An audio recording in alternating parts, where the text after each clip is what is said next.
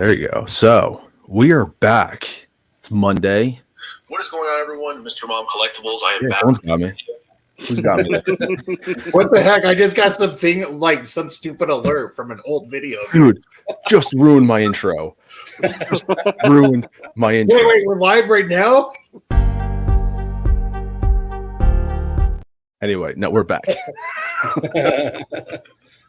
I had to. I did it again. Yeah, I'll do it again if you have to. I'll do it again. No. So we're back. It's Monday, January 15th. It is 7:33 p.m. Eastern Standard Time. It is 19 degrees out on the East Coast, preparing for the storm. And we'll do a live stream. We're back again.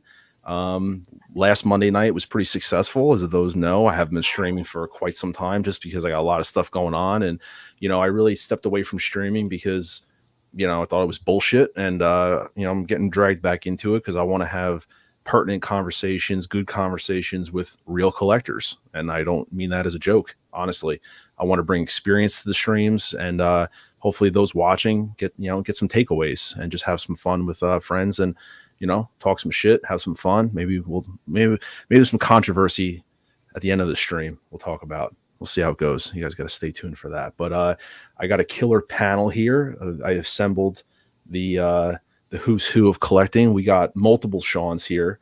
So we got some variants. But we'll start with the man in the upper right, giving the deuce fingers to everybody. CMB, Cigars and Bacon. How are you, my friend? Great. Thanks for having me. No problem at all. I appreciate you being able to come on. And then we got who should we start with? Sean, Hot Toys Nightmare. How are you doing, sir? It's been a while since you and I streamed together. How are you doing? I'm doing good. Thank you for having me, Ryan. I appreciate that. And then the man bringing the hate wherever he goes. Bringing the hate. It is Sean the DeLorean. How are you doing, sir? Doing good, sir. How's everybody doing tonight? There you go. Fan-fugu-tastic. Let the anger flow through you. I just realized while we're here talking, I think I didn't set up. I don't even know how to do it. I'm streaming out. There we go. That's what I was looking for. Display names, because why not? Anyway, Sean, so you're supposed to change your name when you're on these streams. Remember, you're the bearded bear when you're with Mr. Mom. Yeah, you're the bearded bear. Sean is the DeLorean. The trolls call me Mr. Mommy, so I accept that. So Mr. Mommy to the trolls. Anyone out there, that's so original, but nevertheless. And we might be having another surprise visitor crashing the stream like he did last week. Denobi said that he'll be joining us a little bit later. I think he's getting off work, and so we'll save some of the conversation later. But like I said, just starting up, we'll just kind of jump through, see who's here. We got Hobby Halbert saying party time. Yes, it is. The Bro Collector, this panel's fire. Just missing Nate. Yeah, Nate. Nate's working. He's probably sleeping or getting up. He said he might jump in the live chat and say hello to us, but unfortunately, he's going to work at this time normally. Carlito's here. Evening, everybody. Thank you. Jared saying live stream. Let's go. How's everyone doing? I mean, we're doing good. I'm freezing my ass off, trying to stay warm, and because we're going to be getting hit with a little storm on the East Coast. So we're going to see how bad, see what's going on there. Rudy's 1/6 scale world saying quick hi.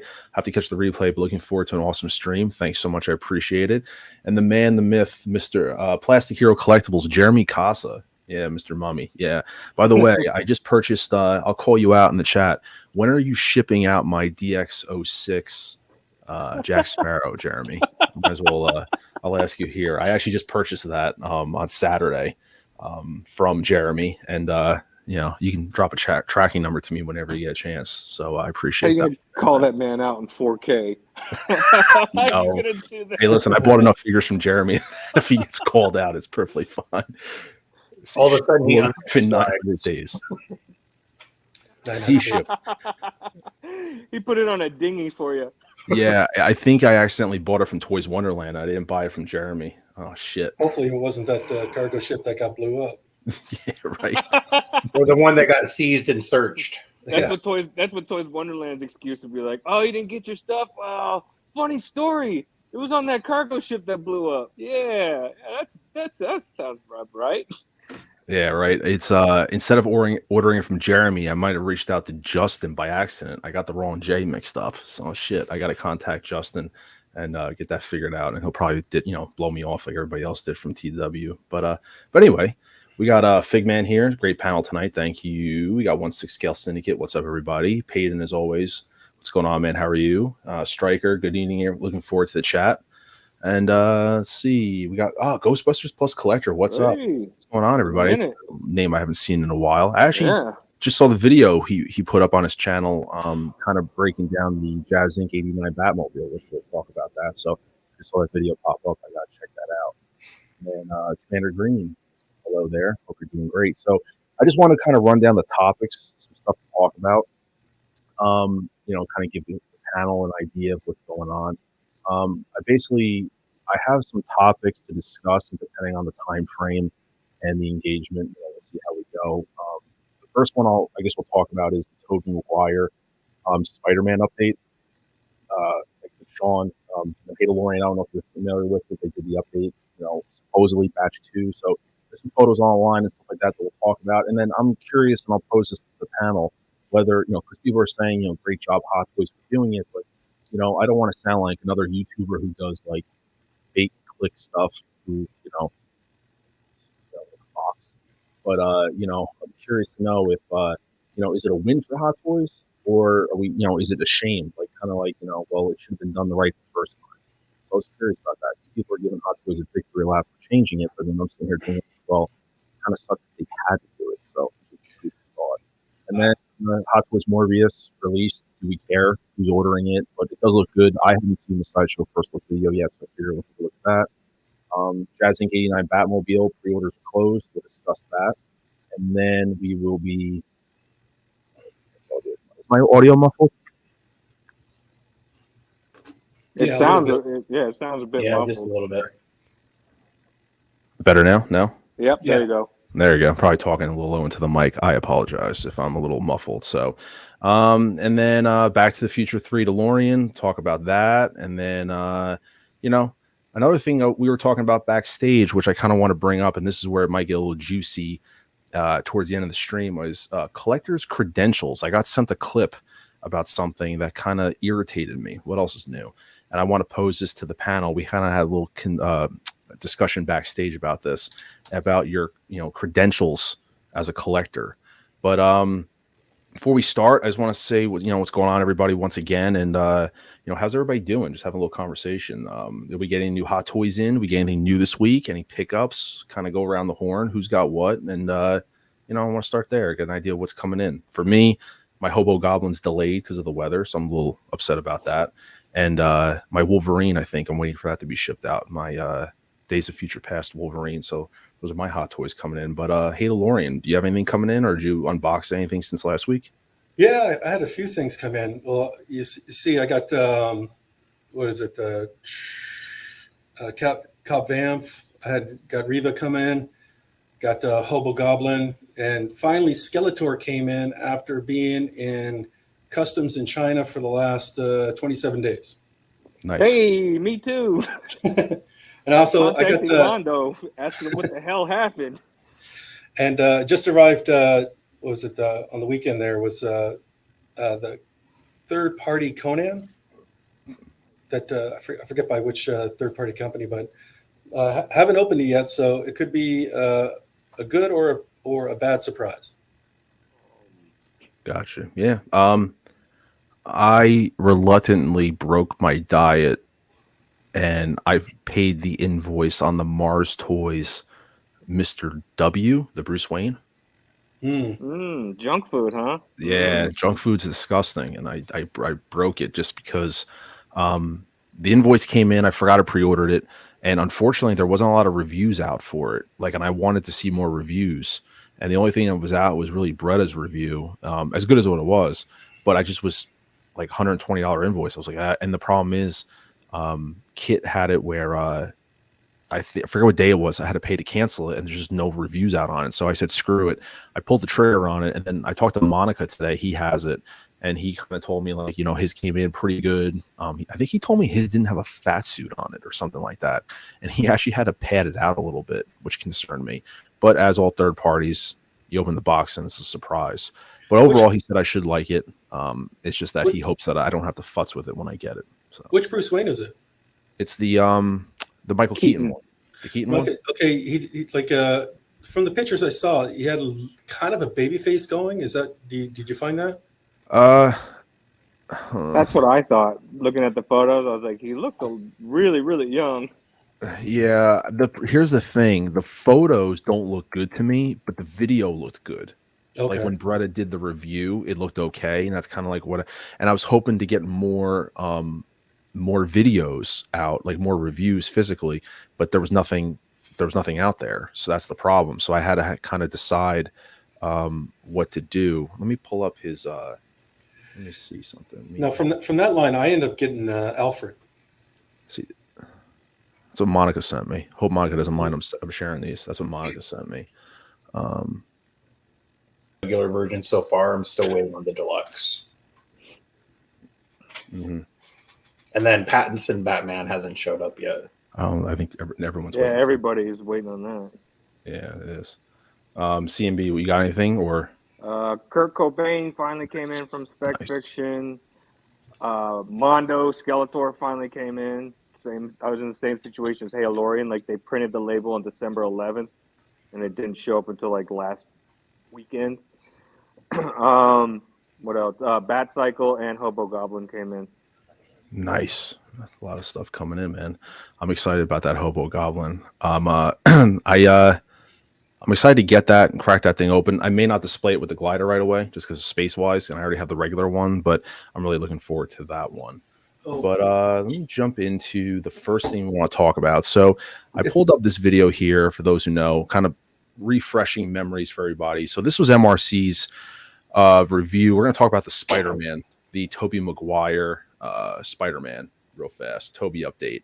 So this was the review for MRC. We watched this last week on my stream, very in depth, but I'm just kind of skipping forward. He's going to just do the display base, and then he's going to pull up the figure. And like I said, there was issues with the head sculpt, the masked version, I should say, in terms of let me scroll through this real fast. In terms of the head sculpt, the stitching on there, and then just a lot of stuff that just looked a little off. And you can see right there the stitching in the front. And that's the thing, is obviously the stitching in the front is kind of like Hot Toys engineering when it comes to Spider-Man figures. Whether I don't agree with it, but that's how it's done. But I think we talked about it last week, guys, that with his webbing pattern versus other Spider-Man figures, it was very distinctive. And then, amongst the stitching, the web just looked off, the eyes. I know that Dean Knight just did a video of it too, and his just looked like the eyes were crooked, the webbing looked all messed up and all jacked and everything like that, which obviously pissed a lot of people off. And people were just they felt let down about this one, because a lot of people, this is the GOAT, this is their Spider-Man. And so to see this version kind of, I don't know if I'm exaggerating by saying butchered by Hot Toys. I don't know if that's the right word. But nevertheless, it seems like over the weekend, a lot of stuff was floating around. Some news was floating around that apparently Hot Toys is correcting the second batch. So those who, I joke with, I think I was talking to Nate, and I was like, this is why the pawns go first, I guess, guys, because, those who, got the first version are, you can see here, there's two pictures I'll pull up, but this is one where they're basically saying, big news, the Hot Toys listen to fans and the complaints, and they're fixing the problematic issues with the figure. The main reason for the delay with customers who have ordered the second batch is due to Hot Toys fixing the mask. And so you can see here, kind of pointing out the differences with the stitch line, the eyes. I have another photo as well. I'll jump over to this one that you guys can see. This is another Instagram account here. And just to clarify, when you're looking at this photo, the figure on the right side is the old version, and the figure on the left is the new version. The person didn't label them, and people were making fun of them. Like, I wish you could have labeled which one's which. And the guy commented and said, well, if you can't tell, then what's the point? But as you guys can see here, like I said, the left side is supposed to be the new version, where they kind of raised, the eyes are fixed, the web line is fixed, the stitching is a little less obvious, I guess is the word to say. And so I pull up these comments, if you guys read these, and then I'll open up the discussion. The comments here, It's basically saying getting replaced. It says, yes, bring the old one to secret base. They will replace it for you. So that's just kind of calling that out there. But I just wanted to kind of bring this to your, bring it up to the panel, then I'll shut my mouth. People are saying, and I'll jump back to this one. This comment was interesting. Hot Toys listened to the complaints, and this is a major win because they didn't just fix the big seam, I'm just curious, guys, and then I'll stop. Like, do you guys see this as a win for Hot Toys or something? Like, I use the word shame, but like, it's like they should have done this from the beginning, in terms of why couldn't you get the first time? That was just my thought behind it, and I'll open it up. I mean, Sean, hey, DeLorean, if you want to start, and we'll just kind of have an open conversation. Yeah, I'll jump in. Like, well, first of all, throw some hate in there. Yeah, bringing the hate. Look, a fail is a fail. There's no win in a fail. So they introduced it. Obviously got the customer spoke, complained, and they had to fix it. And so the only thing, it's not a win for Hot Toys. It's a fail. But what they did get out of was additional credibility that, hey, when we mess up, we'll fix it. Yeah. And so and it just goes to the credibility and reliability and the quality of Hot Toys, like in the sense that these are the big boys on the block, and when they mess up, they'll fix it. So, but it's a fail. Mm-hmm. But you do get the credibility when you're buying Hot Toys and the reliability. I kind of share the same sentiment as that. Sean, what do you think about this? Do you have this on order, by the way, man? I don't. No. I'm not invested in it. However, I like the Toby Maguire Spider-Man. Mm-hmm. The whole entire body costume itself looks great. It is disappointing with the mask, but also for those that weren't going to display it and they got the head sculpt and they're happy with the head sculpt, then they're the ones that are going to probably see this as a win. Mm-hmm. Overall, I think the Sam base looks great with the design and everything else on it. So again, I'm not invested in this, but there's a lot of more wins than there are losses. However, you can have a body that's horrible and some bad parts to it, but the head sculpt's great, and that'll make everything better on it. And a lot of us care more about getting the head sculpt right than anything. Yep. Yeah, I don't disagree with you on that. CMB, what do you think about this? I don't consider it a win. I consider it more like a fumble, or even like in bowling, you're picking up that spare. Like they dropped the ball, but they were able to pick it back up and move forward. I mean, it's not the first time Hot Toys has done it. Everybody remembers Tony Stank and how they had to redo that head sculpt and send it back out to everybody. So, I mean, we can fault them because they messed up, and there's a reason why you have QC is for these type of situations. So whoever was in QC that let this pass, they should obviously either be fired or whatever, taken out of the company. Just because, this is a business, and that just cost them a lot of money because now they got to go back. They got to redo these head sculpts, send them out for everybody who got the first batch, and then even if, let's say they had like second batches ready to go, now they got to wipe those and redo those ones as well. I don't consider it a win, but like DeLorean said, Hot Toys, at least they're big boy enough to be like, hey, we messed up. We're going to make it right for you guys. Free of charge, obviously, because it was their mess up. Should have happened? No. But given everything that's going on nowadays, obviously people are cutting corners or even rushing because like we've discussed plenty of times on other streams, you can tell that Hot Toys, they have too much on their plate.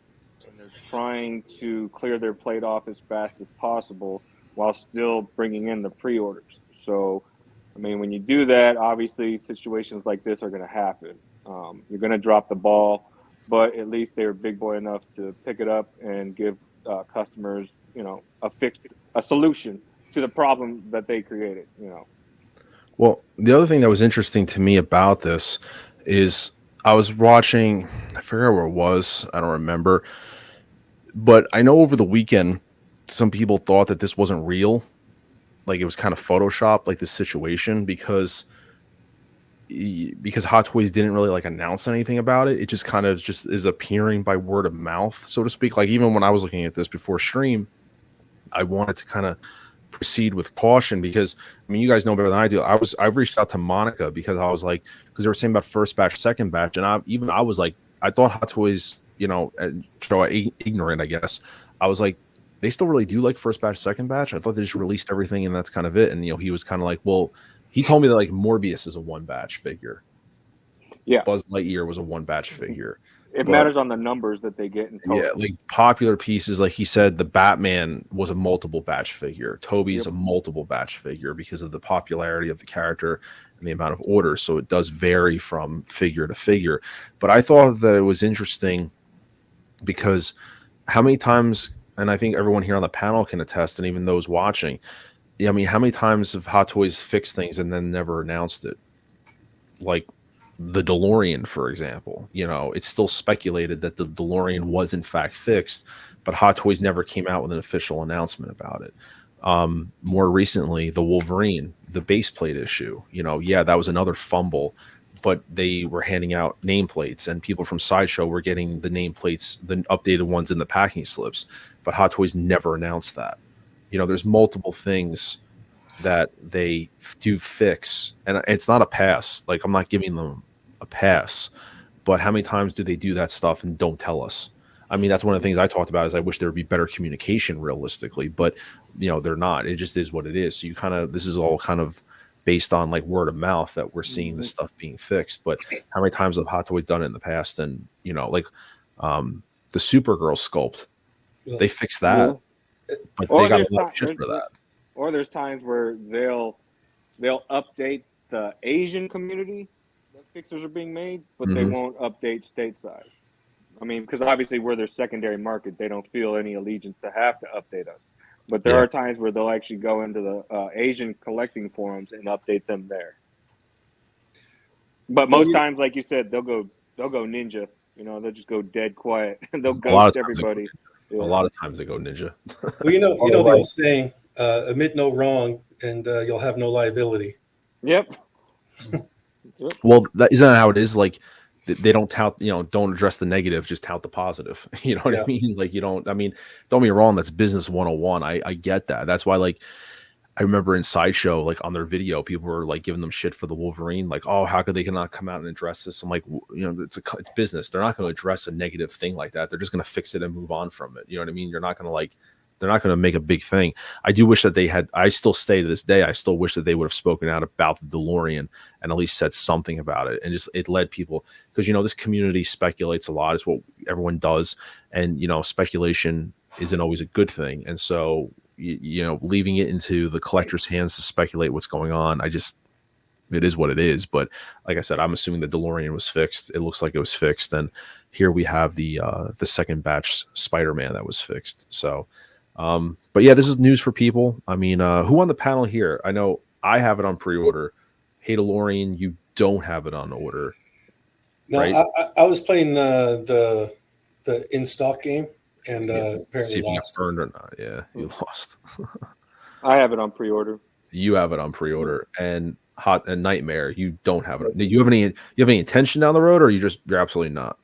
No, he said he's not investing in it. No way. I'm being very particular now on collecting. So, like, for example, Marvel is just Iron Man and Captain America. That's it.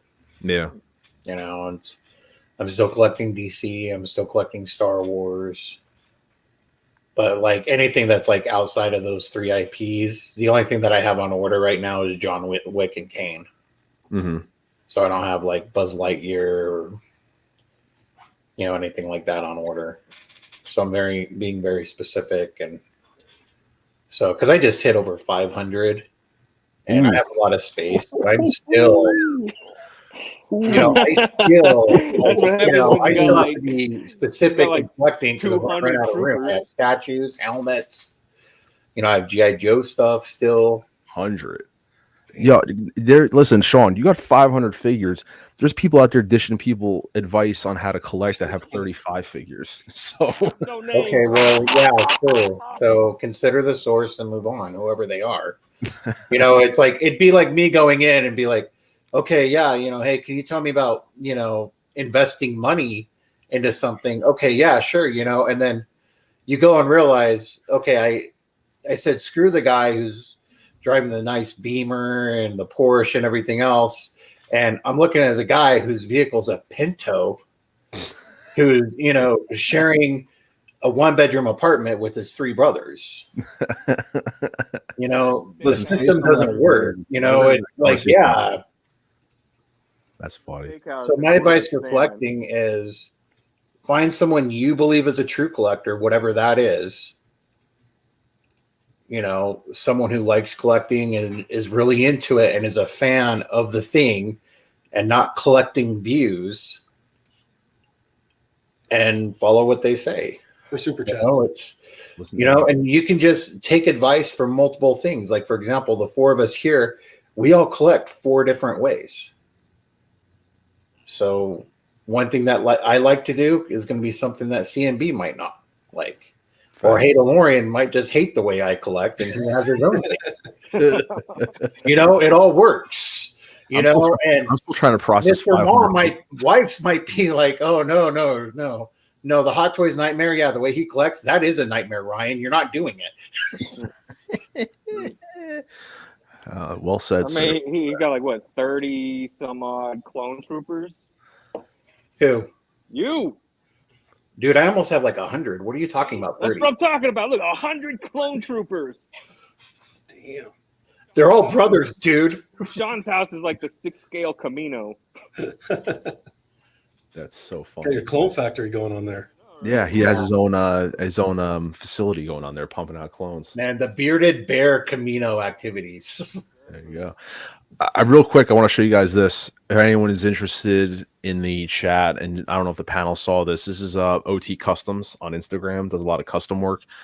He's one of few people out there doing customizing. Obviously, the Robert Pattinson Batman is doing great, and it's a great looking piece. But people are doing some customizing. But something that stumbled, and now this isn't up.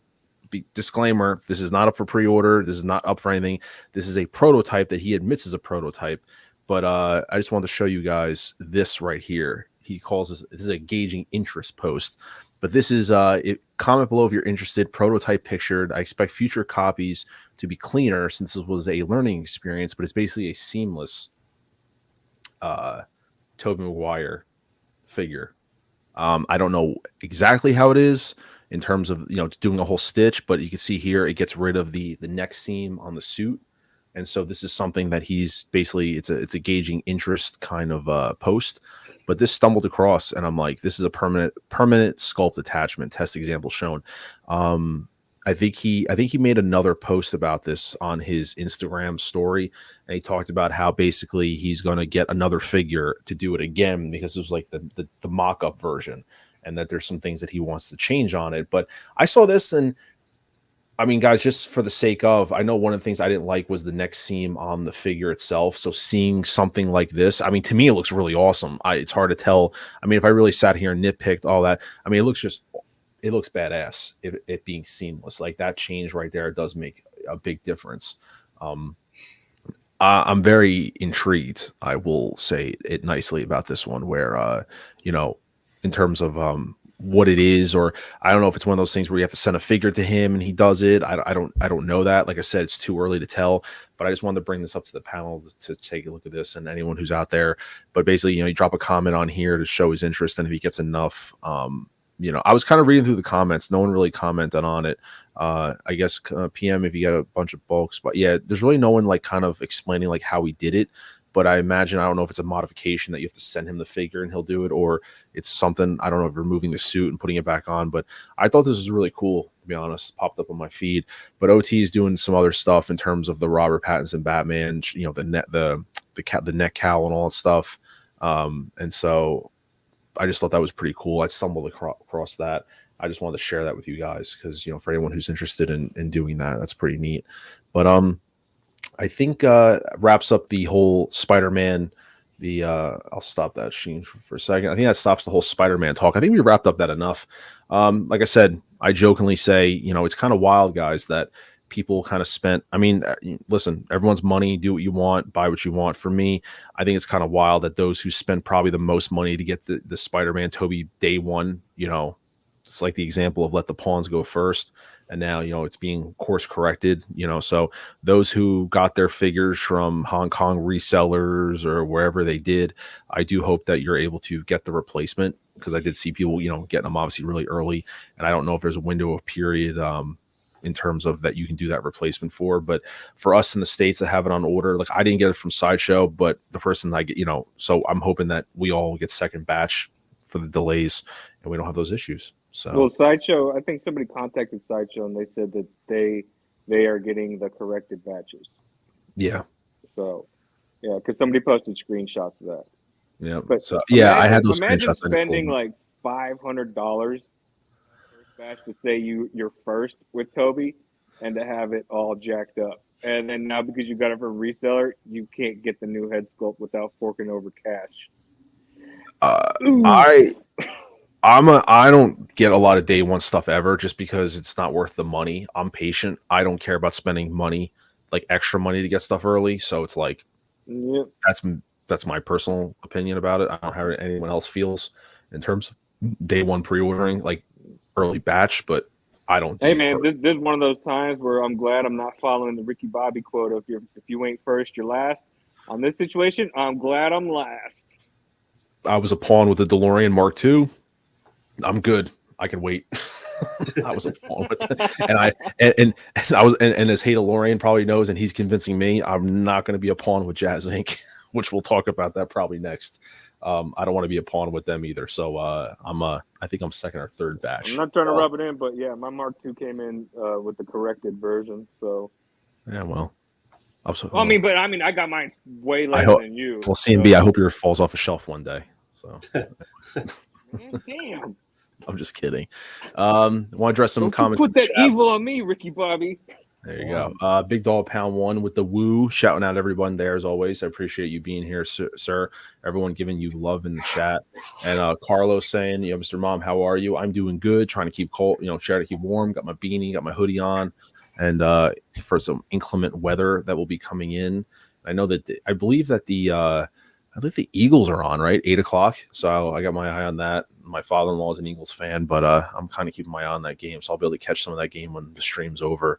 But Peyton saying shots fired. No, I don't mean that personally. So it's just a little joke there. It's just banter. You don't mean it. Yeah. So we'll jump over to boom, Jazzinc. So this is something that like love them, hate them, indifferent is what it is. So Jazzinc officially looks like they closed the pre-orders on the 89 Batmobile. So it ended ended yesterday, I believe it was. And so it is done. And there was an update, latest editions of what's going on here, kind of breaking down. I'm not going to go through all the details and stuff like that. But I was just kind of pulling up some of the photos because there was some updated photos with the figure himself here. I'll kind of skim through them. Let me see if I can get. Oh, there we go. So, I mean, just kind of giving it to scale. I mean, it's an awesome looking. I mean, listen, I'm not going to lie. Jazzinc is like in art. It's a trigger topic for people in terms of love, hate, indifferent. Those who know, I pre-ordered this, and Hey DeLorean, you finally pre-ordered it. Yeah. Tell a story, man. You were on the fence, man. You were hitting me up like with this one. You what? The FOMO was strong with this one. Now I got a couple things. Like, well, first of all, like I was able to get one of the very last pre-orders of the 66, and the interesting thing about that is that it was selling for like double what people paid for it on eBay. Yeah. And you could still pre-order it at Jazzinc at the time, which was bizarre. Yeah. And so I think based on how the 66 went, I think he'll bring it. But like I said, I still don't want to be first batch. Now, talk to you, Sean, and then Hot Toys, Sean. We'll talk to you about this in a second because you were also a Jazzinc owner. It's one of the reasons why I wanted you guys on here as well. Sean, can you kind of give us hey DeLorean, Sean? I'm sorry.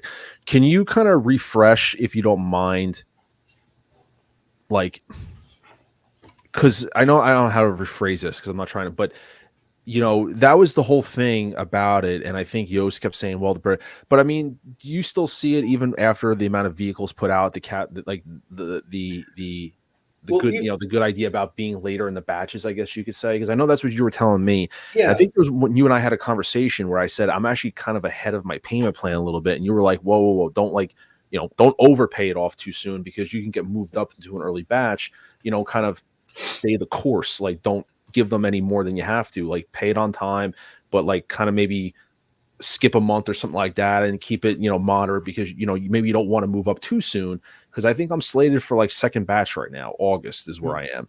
And I know you were like, don't go into that first batch. If you could stay between second, maybe and fall back to third, it's just going to benefit you even more.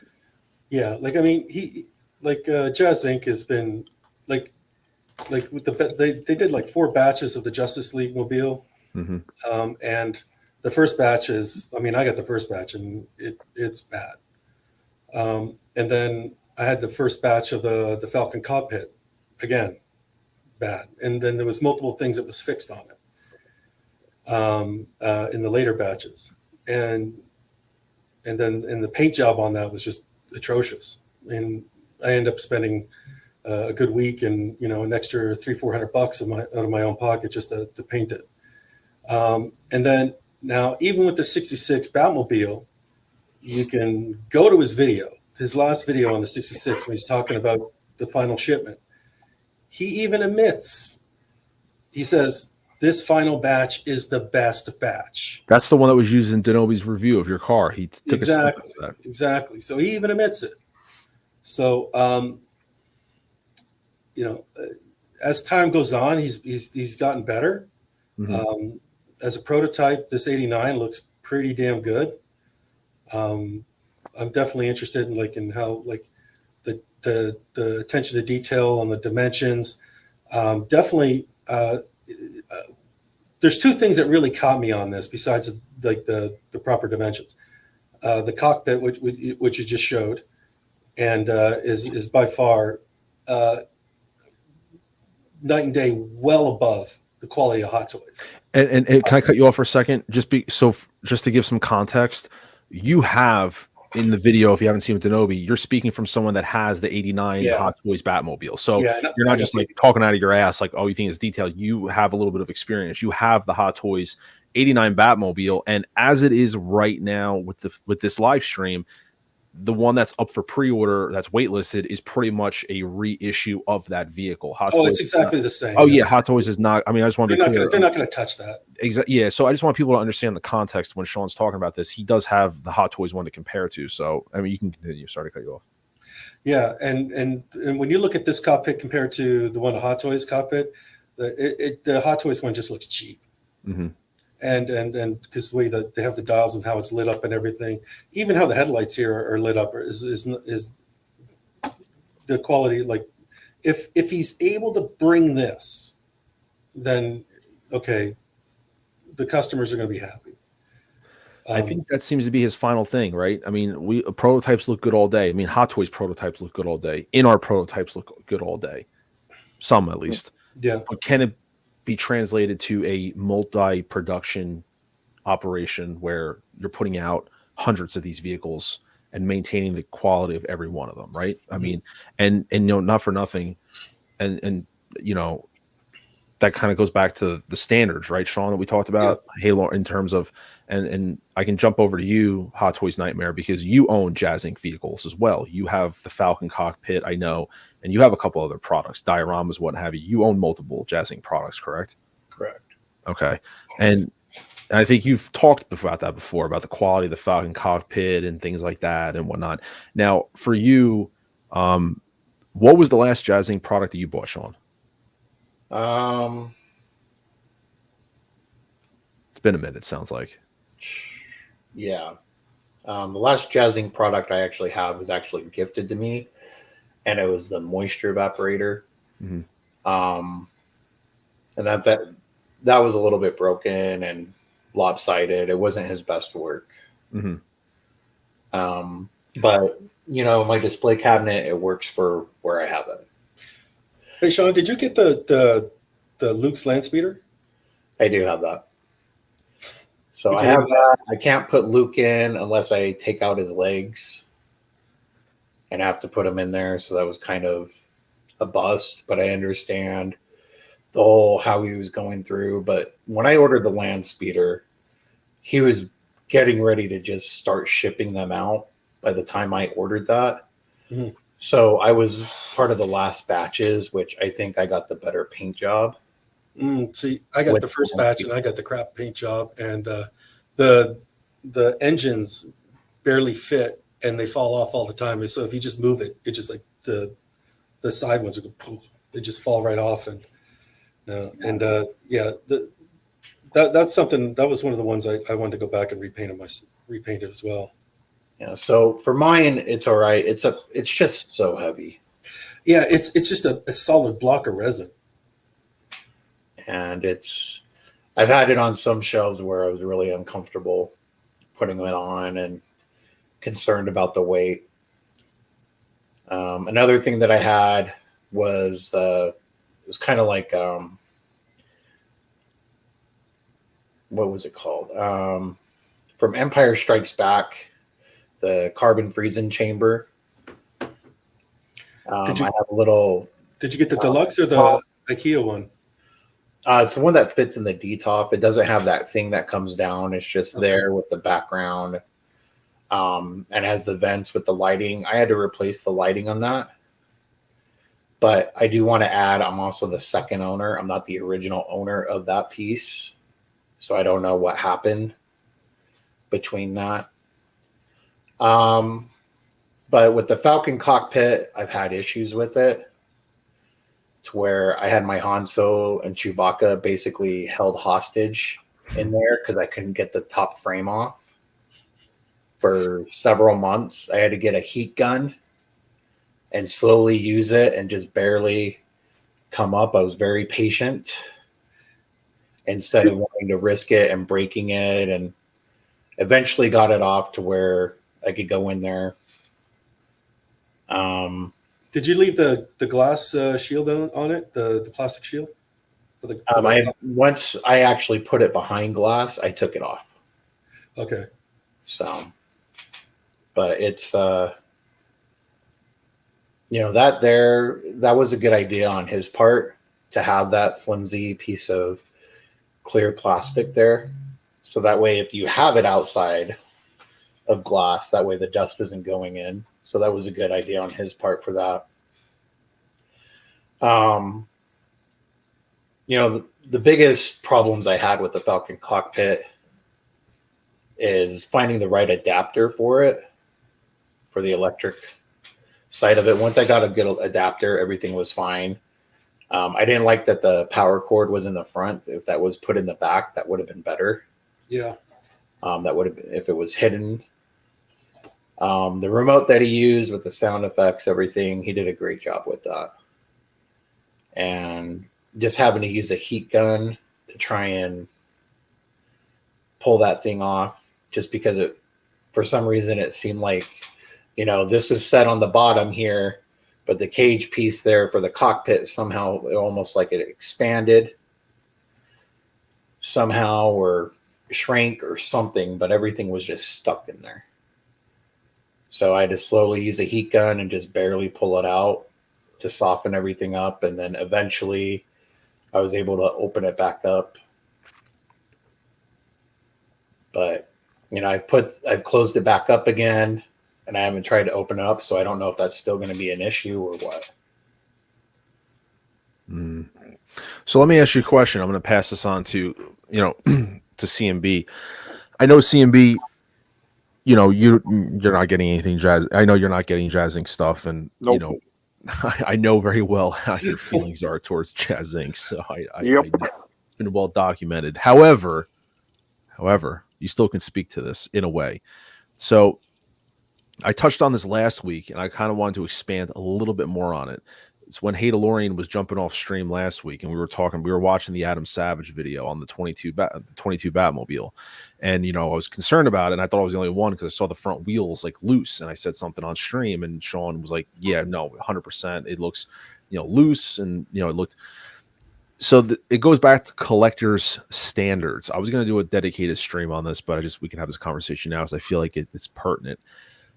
Do you feel, I mean, I think I know you feel the same way I do. And by the way, you have another product that I think is backed a lot in the community, which is the in-art Joker. You do own the in-art Joker. So does Hey DeLorean. You own the in-art Joker. So even though it's a different brand, but still on point.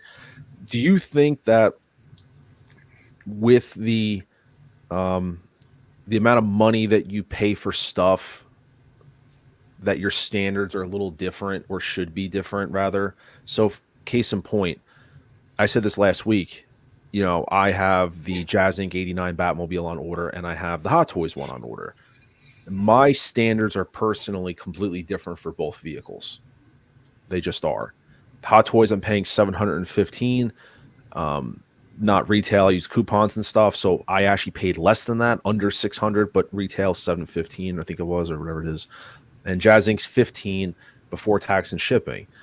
My standards on the Jazzinc one are going to be about, equivalently 3 times more, if not more, because I'm spending more money on that product. And with all these bells and whistles and stuff, and how it's touted as being the most accurate form, I have higher expectations for this than Hot Toys. Hot Toys, I understand what I'm kind of getting with them, because I have the DeLorean already, and it's a much more mass-produced product. So my standards are going to be different in terms of the product. Now you have the in-art Joker, Hey DeLorean. I'm sorry, CMB. You have the in-art Joker, and how that thing was touted as being like, this is gonna be amazing, da da da da da. And I felt like people, when they got it, I don't think people wanted to be really openly. I mean, you said it yourself, CMB. It was like, it was a good figure. It's a nice figure, but it's nothing as what it was being touted as being. Mm-hmm. Do you feel like collectors sometimes don't want to admit it, and like maybe their standards are lower when maybe they should be kind of higher on certain things because of how they're touted or what they pay for? Or do you think that people kind of give things a pass just because they're spending that kind of money on stuff, and maybe they don't want to admit things aren't exactly what their expectations were? I think it's honestly like it's a mixture of everything. You have some collectors that don't want to feel that they were bamboozled because of the price tag. You have others who will say, hey, it's a new company, or mistakes happen type of deal, like how Hot Toys has L's from time to time, things like that. I think what it is a lot of times nobody wants to feel like they're suckers. I mean, it doesn't matter if it's collecting, going grocery shopping, anything. Nobody likes to be the product of being suckered. Like, it's just the way it is. I mean, I don't know anybody that would be happy that that they got took for their money. But yeah, I agree. Like, when I did get that in our Joker, I expected that they said that they were going to bring to the table with it, and so I did end up setting my expectations high on the figure. Was I let down? Yes, I was. Is it a learning lesson? Yes, it was. Do I feel like I got bamboozled? Yes, I do. Were my standards high for it? I wouldn't say that I had standards for it, just because I knew that InArt was a new company and it's their first figure, but I did set my expectations higher than what I normally would for, say, a Hot Toy, or even a third-party company, or even a lesser-known licensed company that gets a license, kind of like how, Asmus Toys, just example, had the Devil May Cry license, So, and me being a fan of Devil May Cry, but knowing that Asmus isn't like way up there as far as being the big boys, expectations even for those figures were, it's going to be hit or miss. The prototype's either going to match the final product, or it's just going to be a complete L. And I think the same thing goes with even spending, when you spend higher amounts of money, that's always going to be in the back of your head too. Like, hey man, I'm about to drop $1,500 before tax, before shipping. What I'm paying, I expect to get top tier quality. It's just like a statue. If I buy a premium format from Sideshow versus a Prime 1 Studio statue, $1,500 those are huge gaps. Like, price tag on a premium format is that to like a DeLorean or even the '89 Batmobile, whereas the Prime One would be the price tag for Jazzinc. So when you spend that kind of money, yeah, you do expect to get a higher quality. You expect it to you're going to see defects because nothing is perfect. There's always going to be defects. But when you spend that kind of money, you're hoping that your defects are going to be something very minimal, not things that people do get when you go to Jazzinc's other stuff like the '66 Batmobile, or people were justifying the fact that they spent that money and they were letting Jazzinc slide when like the pinstripes were crooked, the door didn't shut right, the door was crooked. There was ink, there was paint blots where you could see that they messed up doing the pinstripe and they used a different color, so it changed. I mean, when those are noticeable and you spend that kind of money, I'm sorry, I'm not going to let somebody slide. I'm not even going to try and justify the purchase. I'm going to let people know I got bamboozled. I got robbed. My expectations were up here, and what I got, I should have kept my expectations down low. But I mean, like you said, when you spend that kind of money as a customer, it's like anything you buy. When you spend a good amount of money on any product, you're paying for what you're supposed to be getting, what you hope you're getting, what was told to you by the company. Hey, this is number one, this is badass, this is better than this company, and this is why. So, they do those things because they want you to buy their product. But then when you get a said product and it doesn't meet up, then, one, your standards, I wouldn't say people's standards change or get higher because, I mean, everybody has their standards. Those are you either have, high standards, low standards, or you just don't really care type of deal. I'm not going to judge people for their standards, but your expectations, that's what changes. And it seems to be like how much you spend, or even there are some people who will buy a third party and they will complain, a third party figure might have cost them $120, but you'll see them complain nonstop as if they spent in-art money on that figure. What you Well, that's how I'm going to be. Listen, when I get that Mars Toys Bruce Wayne, that's how I'm going to be. I spent $120 on that thing. I'm going to bitch and complain that thing is. I spent like $400 on that. I'm going to. So I mean, my thing is like if you're spending money like Jazzinc price tags, then you're justified in having high expectations because their company claims that they're the most accurate.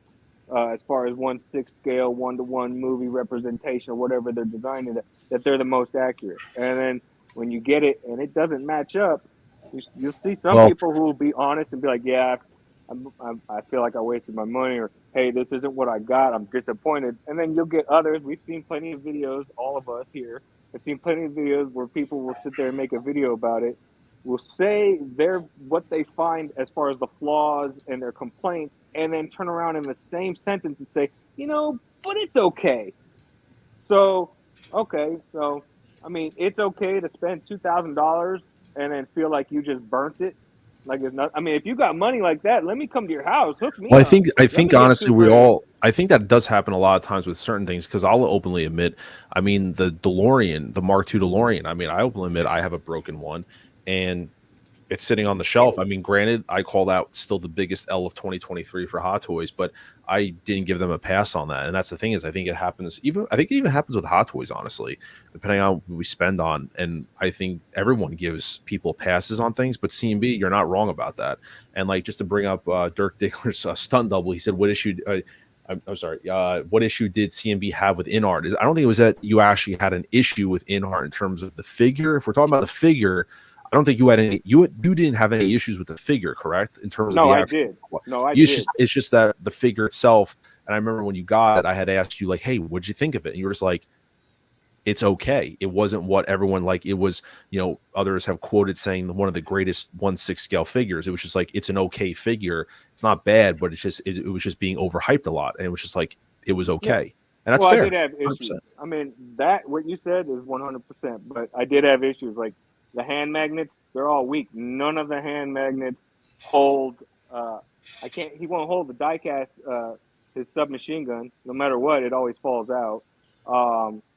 When I set it up to even just do the grenade, holding like from the movie where he's just, tugging on the grenade string, if I don't set it up just right, it falls off. Like the magnets suck, and the magnet base. It doesn't matter how I reposition the legs. No matter what, it either falls forward, falls back over time. I had to switch it out to a generic, just regular crotch grabber. Yeah. But my biggest complaint was I felt that it was overhyped. Once I got it in hand, I was like, all this hype, all this money. And you pre-ordered that J&D Joker too. You told me you got that one. No, I didn't. Hell no. I'm not getting that Joker. I But, already said that. I'm not getting that one. You ain't gonna sucker me. But Rusty Bronco, Rusty Bronco makes a valid point. It says, one thing you have to take into consideration is that nobody's making some of this stuff, and not the Joker. Like in our talk is another thing. Obviously, we're not diving into that per se. But Hot Toys won't make a Falcon cockpit or improve on a lot of older figures. Other companies have to move the ball forward. See, you're not wrong about some of that stuff. Now, I was just gonna reply to Rusty Bronco. All right, Rusty. I mean, I'm sorry, Rusty. I'm sorry.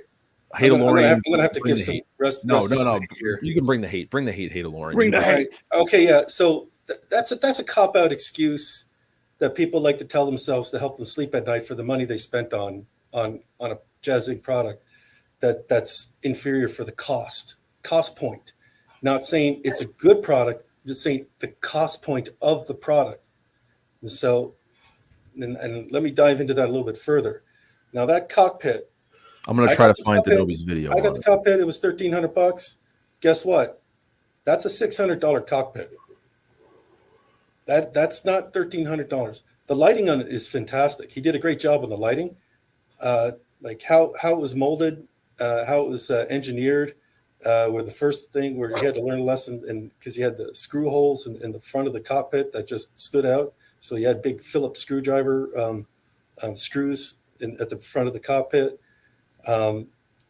Like how the door was engineered in the back.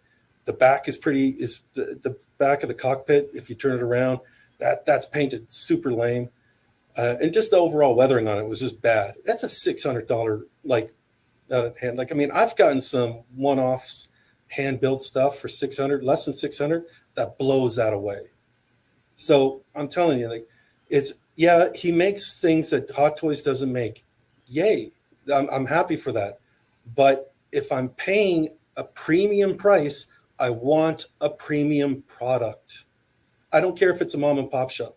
Look, when you're taking pre-orders and you're like on a product and that's going to, in your POs are in the seven figures, guess what? You're no longer a mom and pop shop. So it just doesn't fly anymore. You gotta, if you're gonna make these products, and he's, now he's definitely not a mom and pop show because now he's licensed by DC, not by Star Wars, but he is a license holder now, and so he's playing. He's now in the big boy ring, and that's No, absolutely. And the thing is that I want to reiterate, this is another topic to talk about, and I think being critical of stuff is not always hating.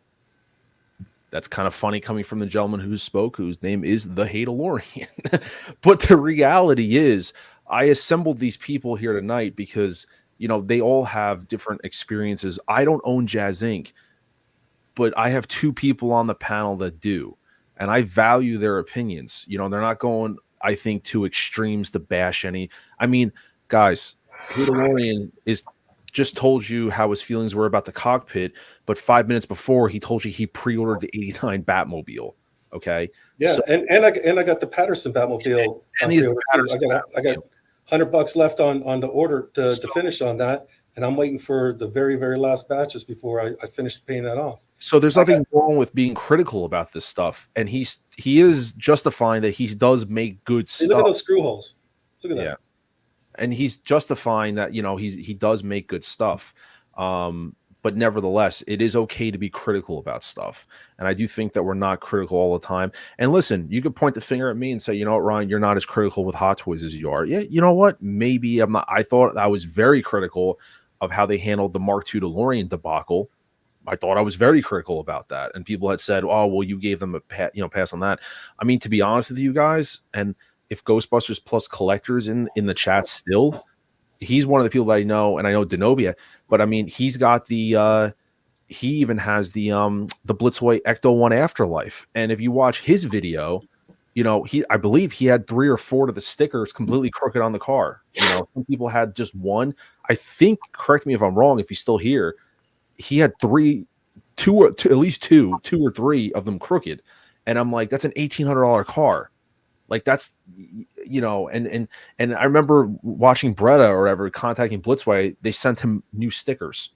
And I'm like, what does that do? Because it's a weathered sticker on the car, and now the owner has to go back. I mean, no, not for $1,800. That's bullshit, personally. So everyone's at fault. All the companies are at fault. I just wonder how much reality we put into this stuff in terms of how realistic we are. And I know we're kind of deviating off topic a little bit but I mean, it's a good conversation to have. Yeah, he says all three were crooked. I know people that only had one, and he had all three. I remember watching his video, and all three were crooked. And I know he's crafty, where I don't remember if he ended up actually fixing them or leaving them as is, but I mean, his were all crooked. And for an $1,800 vehicle, like, are you kidding me? You know what I'm saying? Like, that's unbelievable. Like, I thought it was nuts. And so I remember watching his review, which was really good and transparent about it. So shout out to you for that. But Hot Toys Nightmare, I haven't heard from you for a little bit. I apologize. It's okay. I forgive you. I thank you. But I think we're having, a good conversation. I just want you kind of to weigh in on it. And then we'll move on to, ironically, a Hot Toys vehicle. But, you having Jazzinc stuff, I mean, we're not necessarily here to hate on Jazzinc. I think it's more about opening it up to transparency and about just everything in general. I mean, you said yourself, you own 500 Hot Toys. And I think you could be, Hot Toys hasn't put out banger after banger, but it hasn't. No, and I mean, you seem like someone, I trust your judgment when it comes to figures. You're very honest and transparent. If something's an L, you'll say what it is. If it sucks, it sucks. If it doesn't, if it's good, it's good. But how do you feel about that in terms of setting expectations or the real, being realistic with things like that? What are your thoughts listening to what everyone's talking about? So my thing is, when I look at something when I'm ordering it, okay, I already have to accept the fact that this is how it's going to turn out. So, for example, when we were on your stream and we were talking about Supergirl, and, her head sculpt at first was messed up, but I still day one pre-ordered her because I wanted a Supergirl in my collection. And I know if Hot Toys didn't fix it, even though I was hopeful that they would, I knew I couldn't be mad at Hot Toys because I was buying the product they showed me. They had a physical product that they took pictures of to show me. And for example, like right now too, with like Jazzinc, if Hot Toys didn't do a 2.0 Batmobile from 89, I probably would have ordered Jazzinc's. Did you order the Hot Toys 89? I did. Yeah. And you say 2.0, I mean, okay, let me rephrase. Reissue. It's probably a reissue. Probably. Let's say we say probably, but I think most likely it's going to be. We don't really know yet. No. I don't think they're going to touch it, but I leave it open to be wrong. I hope I'm wrong. I mean, anytime they're doing something, it's a reissue or it's a 2.0. Do I hope for improvements? Absolutely. But I never had the 89 Batmobile before. Mm-hmm. So when it came up available, and they did the new number and everything else, so hopefully something's improved on it, I ordered it. Are my expectations high for Hot Toys? Yes. When I spend the amount of money for Jazzinc, my expectations are higher because I'm paying more for Jazzinc. Yeah. Just like anything else. Like, so for example, when I buy a helmet from Hasbro, a Star Wars helmet, they do pretty good for around $100 to $130 for a helmet. They do a pretty good job. Versus those companies, I can't remember the name, but Sideshow sells them, and they're like $400 to $600 depending on the helmet. I think it's Novos. Yep. Novo or something like that. Yeah, like $600 for the Mando helmet. Like, come on, the Hasbro one, bang for the buck that's the way you go. Yeah, and I'm happy with that. And if there's a flaw or whatever, I'll try and fix it. Just because it's it's a small thing, but I still want it to resemble what I see when I'm ordering it, no matter what. Novos. Yeah. Thank you. Too expensive. I don't mess with the Lenovo's. I'm good with the Black Series. Yeah, it's I can wait, but there's so many things out there that everybody can get, and it's just like what I mentioned before. Everybody collects differently. Yep. There's no rules to collecting. Well, no, apparently there is. We'll probably talk about that later. Oh, there are? Well, we'll find out. Maybe there is. Oh, wait. So if I'm single, though, do I make up my own rules? Or is there some mythological creature that does it? Or my future spouse, whoever that may be? There's this rule book. How come none of us were given the rule book?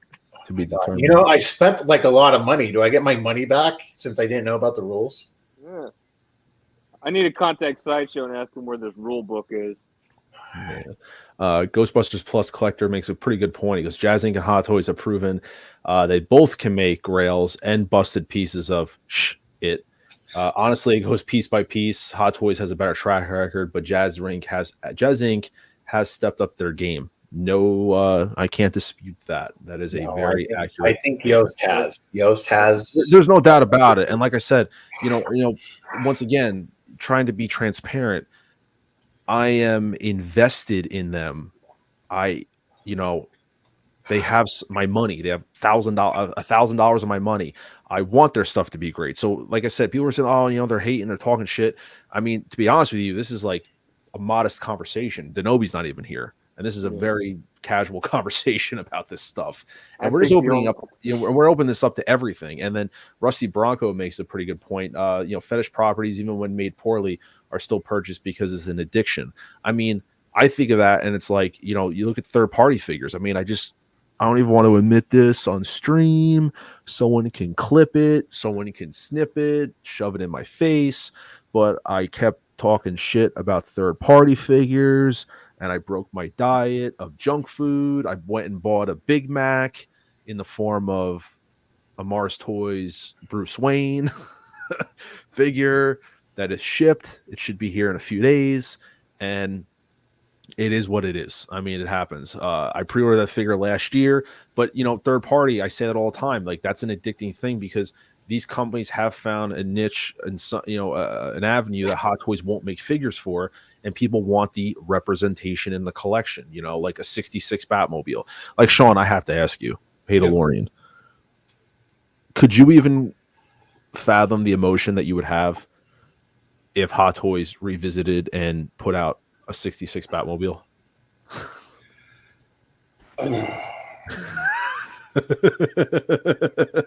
We should have like some music here, like from Jeopardy or something. You're funny, Daniel. I wouldn't be if they did.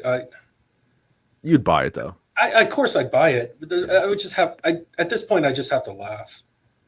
Like, would I be a little pissed? Yeah, but I wouldn't be pissed at Jazzinc. I'd be pissed off at Hot Toys. Yeah. For waiting 9 years to release it. Yeah. But you still get it though. I mean, it is. I mean, I'd have to get it. And the funny thing is, it'd be cheaper than Jazzinc's. Yeah. Now, whether or not it's going to be up to quality, I mean, you would be the one to determine that because you have both, and I know other collectors will buy and determine that. But the only thing about Jazzinc right now, my biggest pet peeve about them is that they seem to got the engineering down. They got and he's getting better on delivery dates. The only thing is the paint, and so this is why I invested in I held out really long on the 66 because the pinstripes had to be good. That clear coat painting had to be good. It was just and the first batch I seen just wasn't doing it. And it was a relief that I canceled my original order and then I reordered to get to be on the last batch. But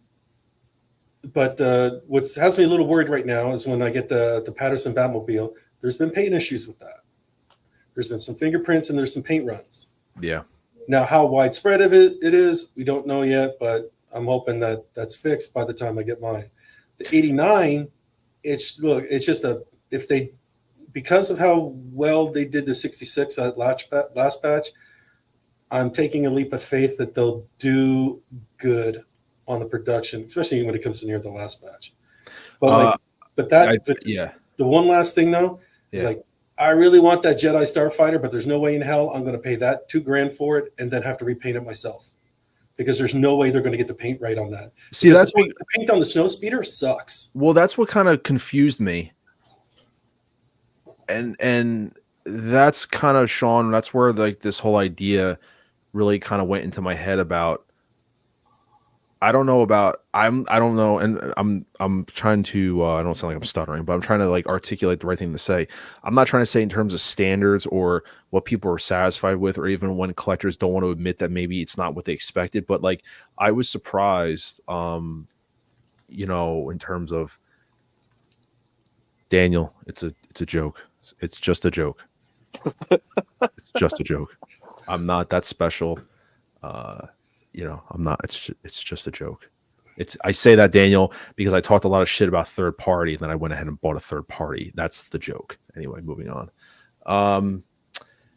So the whole thing was, hey DeLorean, was that I saw people with the snow speeder, right? Spent all that money on the snow speeder, and then there's people that literally got it and shipped it off to get it repainted.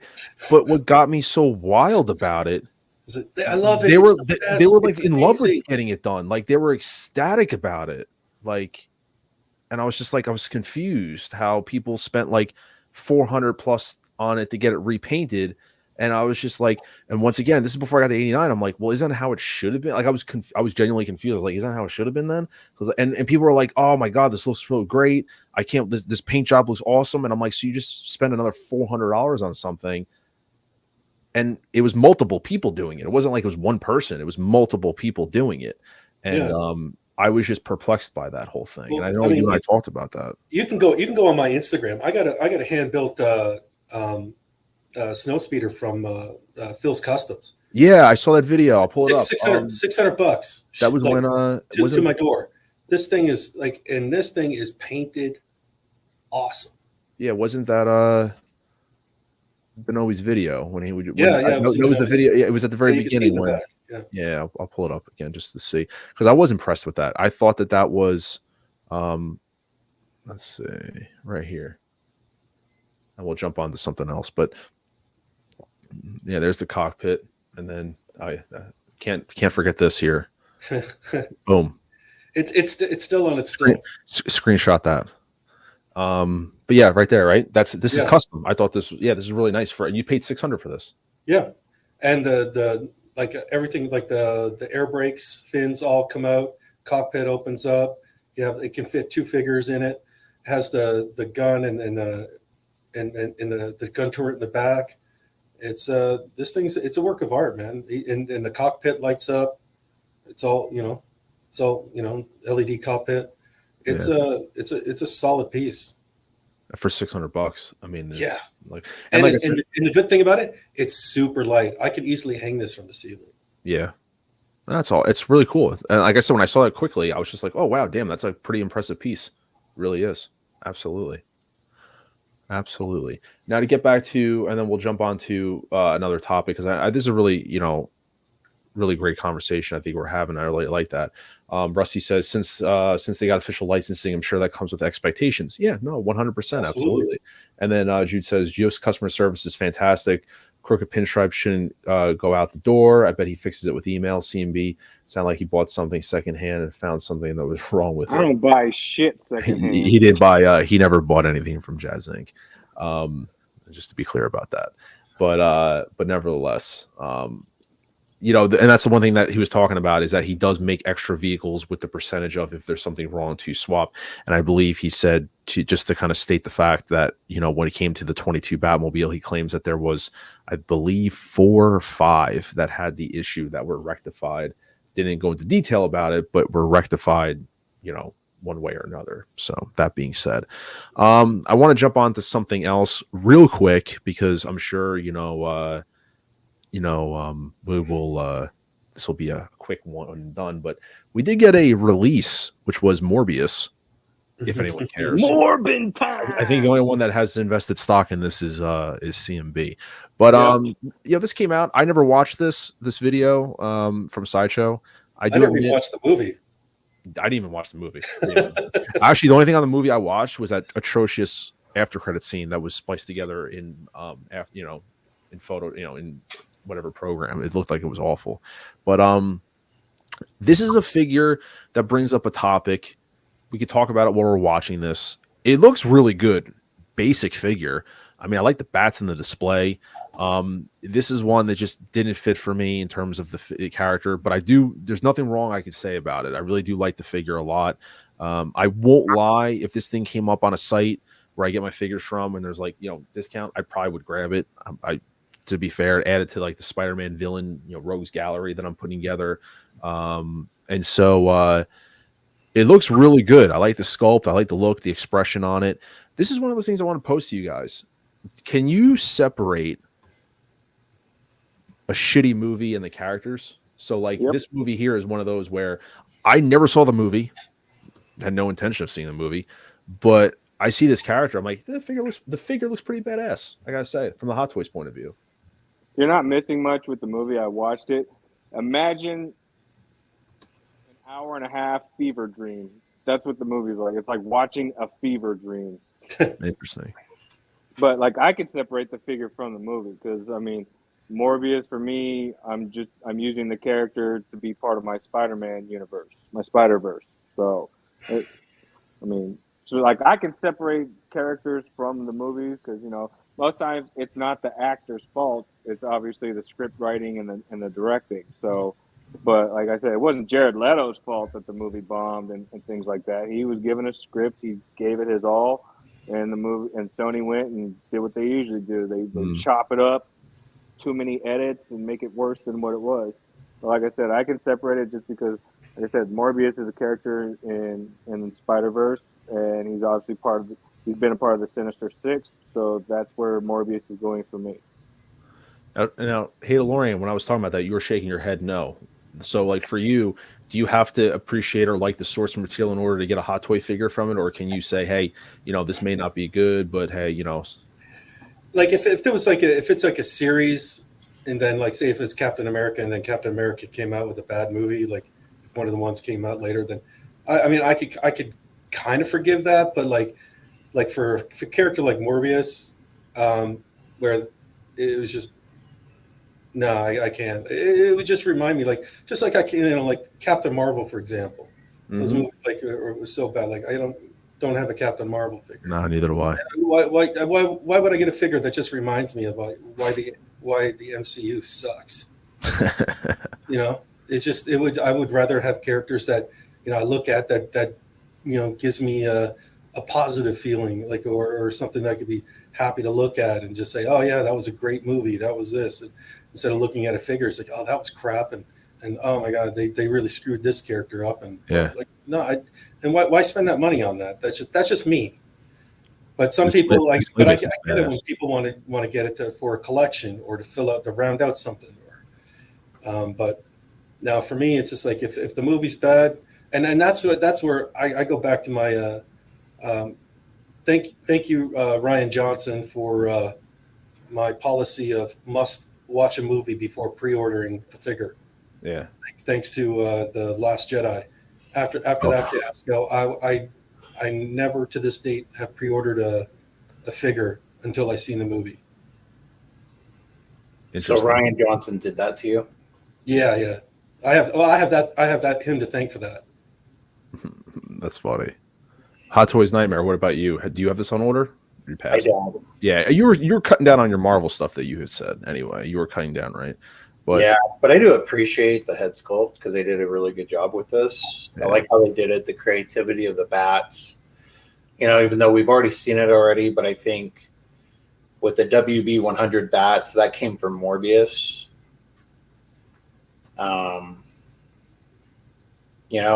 The movie sucked though. Let's face it, it did. But this is incredible work. Yeah, so it is a good did this. They should be very proud of themselves. It's interesting because it is a really awesome looking figure. I think it was just one of those when I was pre-ordering it. It was just like I had other stuff to pre-order. But as I said, I have a couple backup sites that usually end up getting stock in, like maybe like free shipping or something like that. So if it ends up hitting one of the sites that I get from, and it's like free shipping on this thing, I very well might get it and add it to my villain section that I have. And the display, and it actually pairs really well because I have Dead Strange on order. I have him. I'm waiting on him. I think this could look really cool, like the whole nightmare zombie theme, like put something together there. So I think this could look really cool if I pair these things correctly. I like the bats. I don't know. I forget who had. I was watching something online about this, but because like Sean, you have Hey DeLorean, you have the blue Bale Batman that comes with the bats on the display. Yeah. And I was wondering if those are the same. Someone said they look like they're the same sculpt, but they're painted differently. Like they're just a different sculpt. Like could be from the same mold. I forget who it was, but I like the bat diorama thing. It'd be cool to use it like with another Batman or something like that. So it's pretty neat, but it's a basic figure. I mean, there's nothing to it. It's just really, it has mostly just the sculpt going for it. I got the box right over here. I could find out. Yeah. I have the WB 100 Batman. It's just, and it looks like the same bats. Yeah, where are the well, you'll see the bats in a moment, so it's pretty. I'll zoom into Yeah, it does kind of look like the same bats. right. They kind of look a little. Yeah, I'll be surprised if they made different bats. They're pretty notorious for reusing. There you go. But like I said, guys, not much to talk about with it. It's a pretty decent looking fit. It's nothing, like I said, it's basic. Nothing wrong with that. But anyone who's picking it up, it's one of those where can't knock you for it. It's really cool. It's just like I said, it wasn't for me at the time, but I won't deny if I get a good deal on it. Might add to the collection. Never know.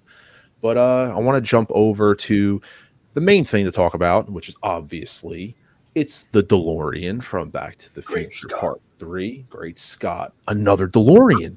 That's kind of what the topic of conversation that I saw was. It's like, another one already? We got another DeLorean? Like, we just got another one. And now here's the third version. And so this generated the conversation. I know a lot of times in the groups, I saw people talking about, like, whenever there was a release, I always made fun. I always laughed in my head about it because the first comment everyone would say is like, where's the Robert Pattinson Batman? Like, where's that figure? Where's that figure? And now what's funny is that they released this car, and now the thing I'm seeing is, well, where's the 22 Batmobile? Can't Hot Toys do that? Like, where's the 22 Batmobile?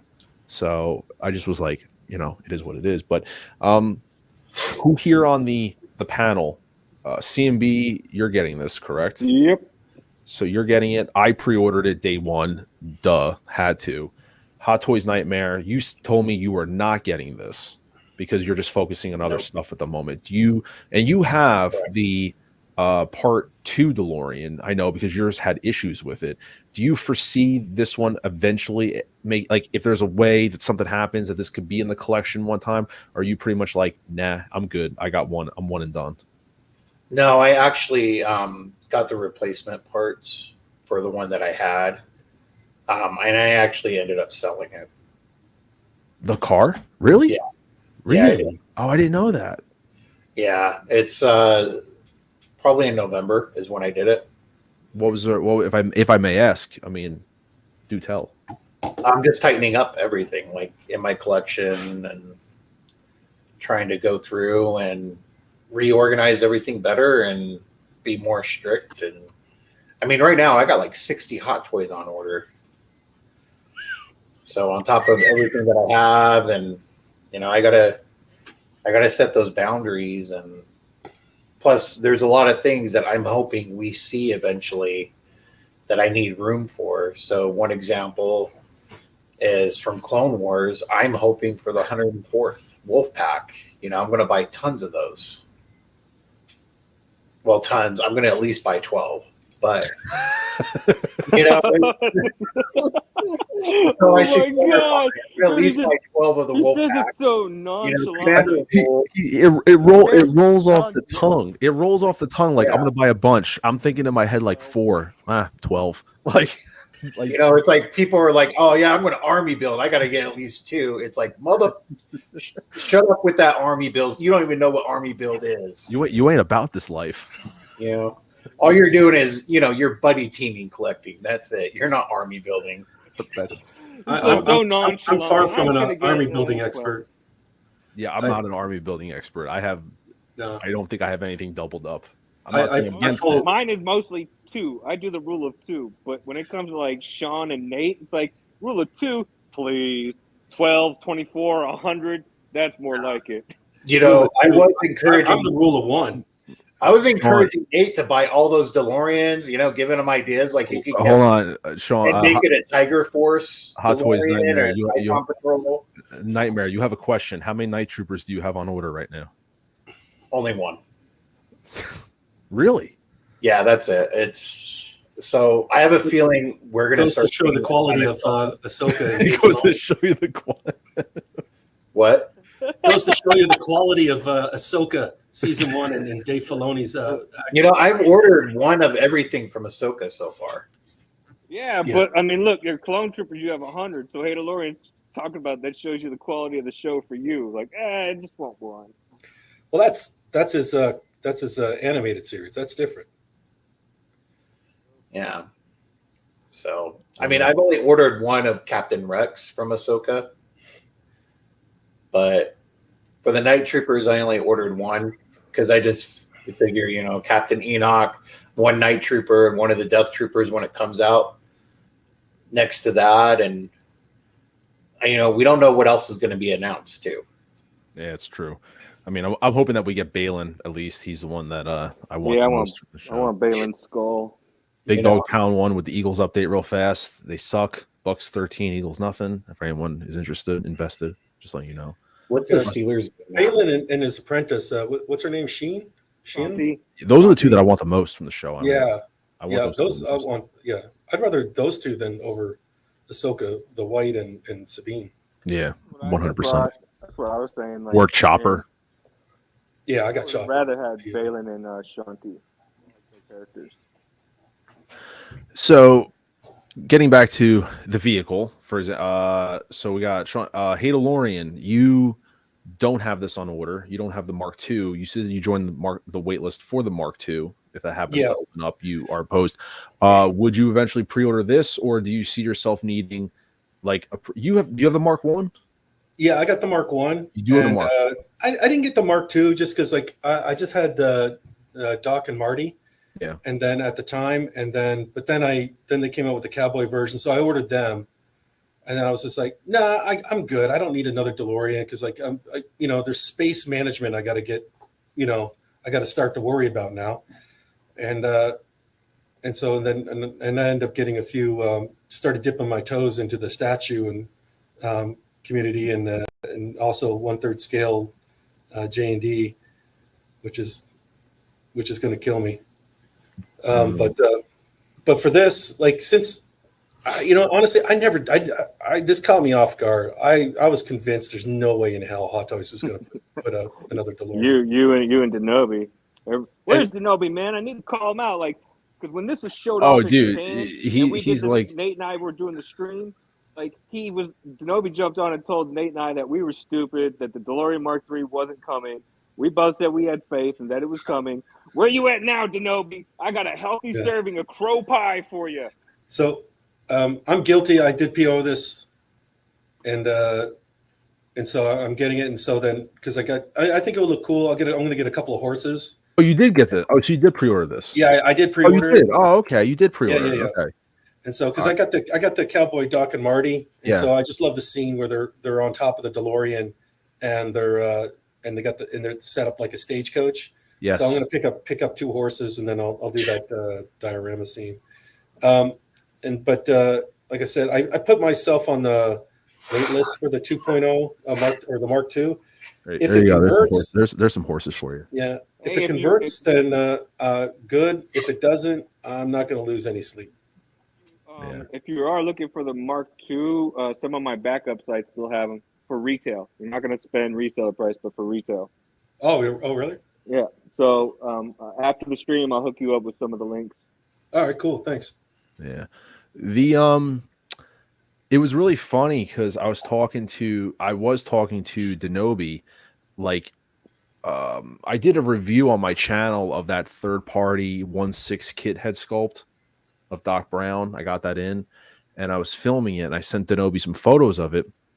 It was Thursday night, so he called me, and we were talking about it, this, that, and the other. And I mean, it was honest. He said we were talking about that, and we were talking about the Back to the Future IP, about how, and I agree. I feel like, you know, Hot Toys, the way they did the IP, it was just like they juggled everything around. You know, we got the Part 1 figures, we got the Part 2 car, we got the Part 3 figures, now we got the Part 3 car. It's like, it was like there's no continuity to anything. And so it was funny, him and I were talking. He was like, yeah, he goes, I think he said something like, you know, you probably won't see another vehicle or something like that for like 5 years. And like an hour later, they announced this. And I messaged them on Instagram right away. I was like, you said 6 years. What are you talking about now? He's like, yeah. I think he did a midnight run, and he even admitted, like, shit, I was surprised just like everybody else.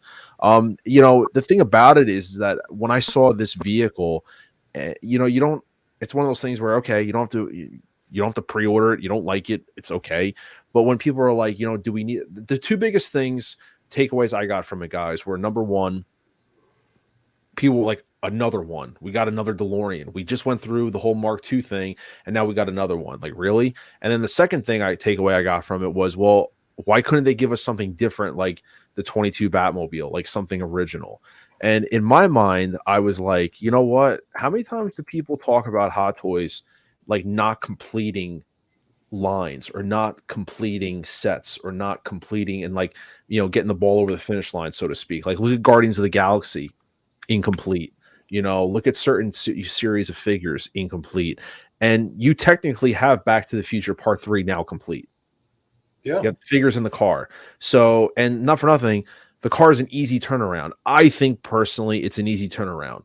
There's minimal, there's engineering involved with it on the underside of it to get rid of the converted wheels, because there's no lighting that has to be done under there. It's a different, straightforward mechanism to put, you know, the wheels on. You could roll it. I think it actually even said in the description from Sideshow that you can fully roll, like it's movable, so you can roll the car. So there's a little bit of engineering involved for that. But outside of that, it's not like it's groundbreaking. And to be honest with you, look at the Mark II, as much of a fail that was, in my opinion. They got it out in exactly a calendar year from announcement to release. It was January to January. And I think Denobi said it too, and I agree with him. Like, I wouldn't be surprised if you saw this thing out in December of this year. Surprise, Merry Christmas. Because there's not a lot to go on it. It's the same car, body-wise. They added a few things. You have the time circuit hood on the front, which is a mold.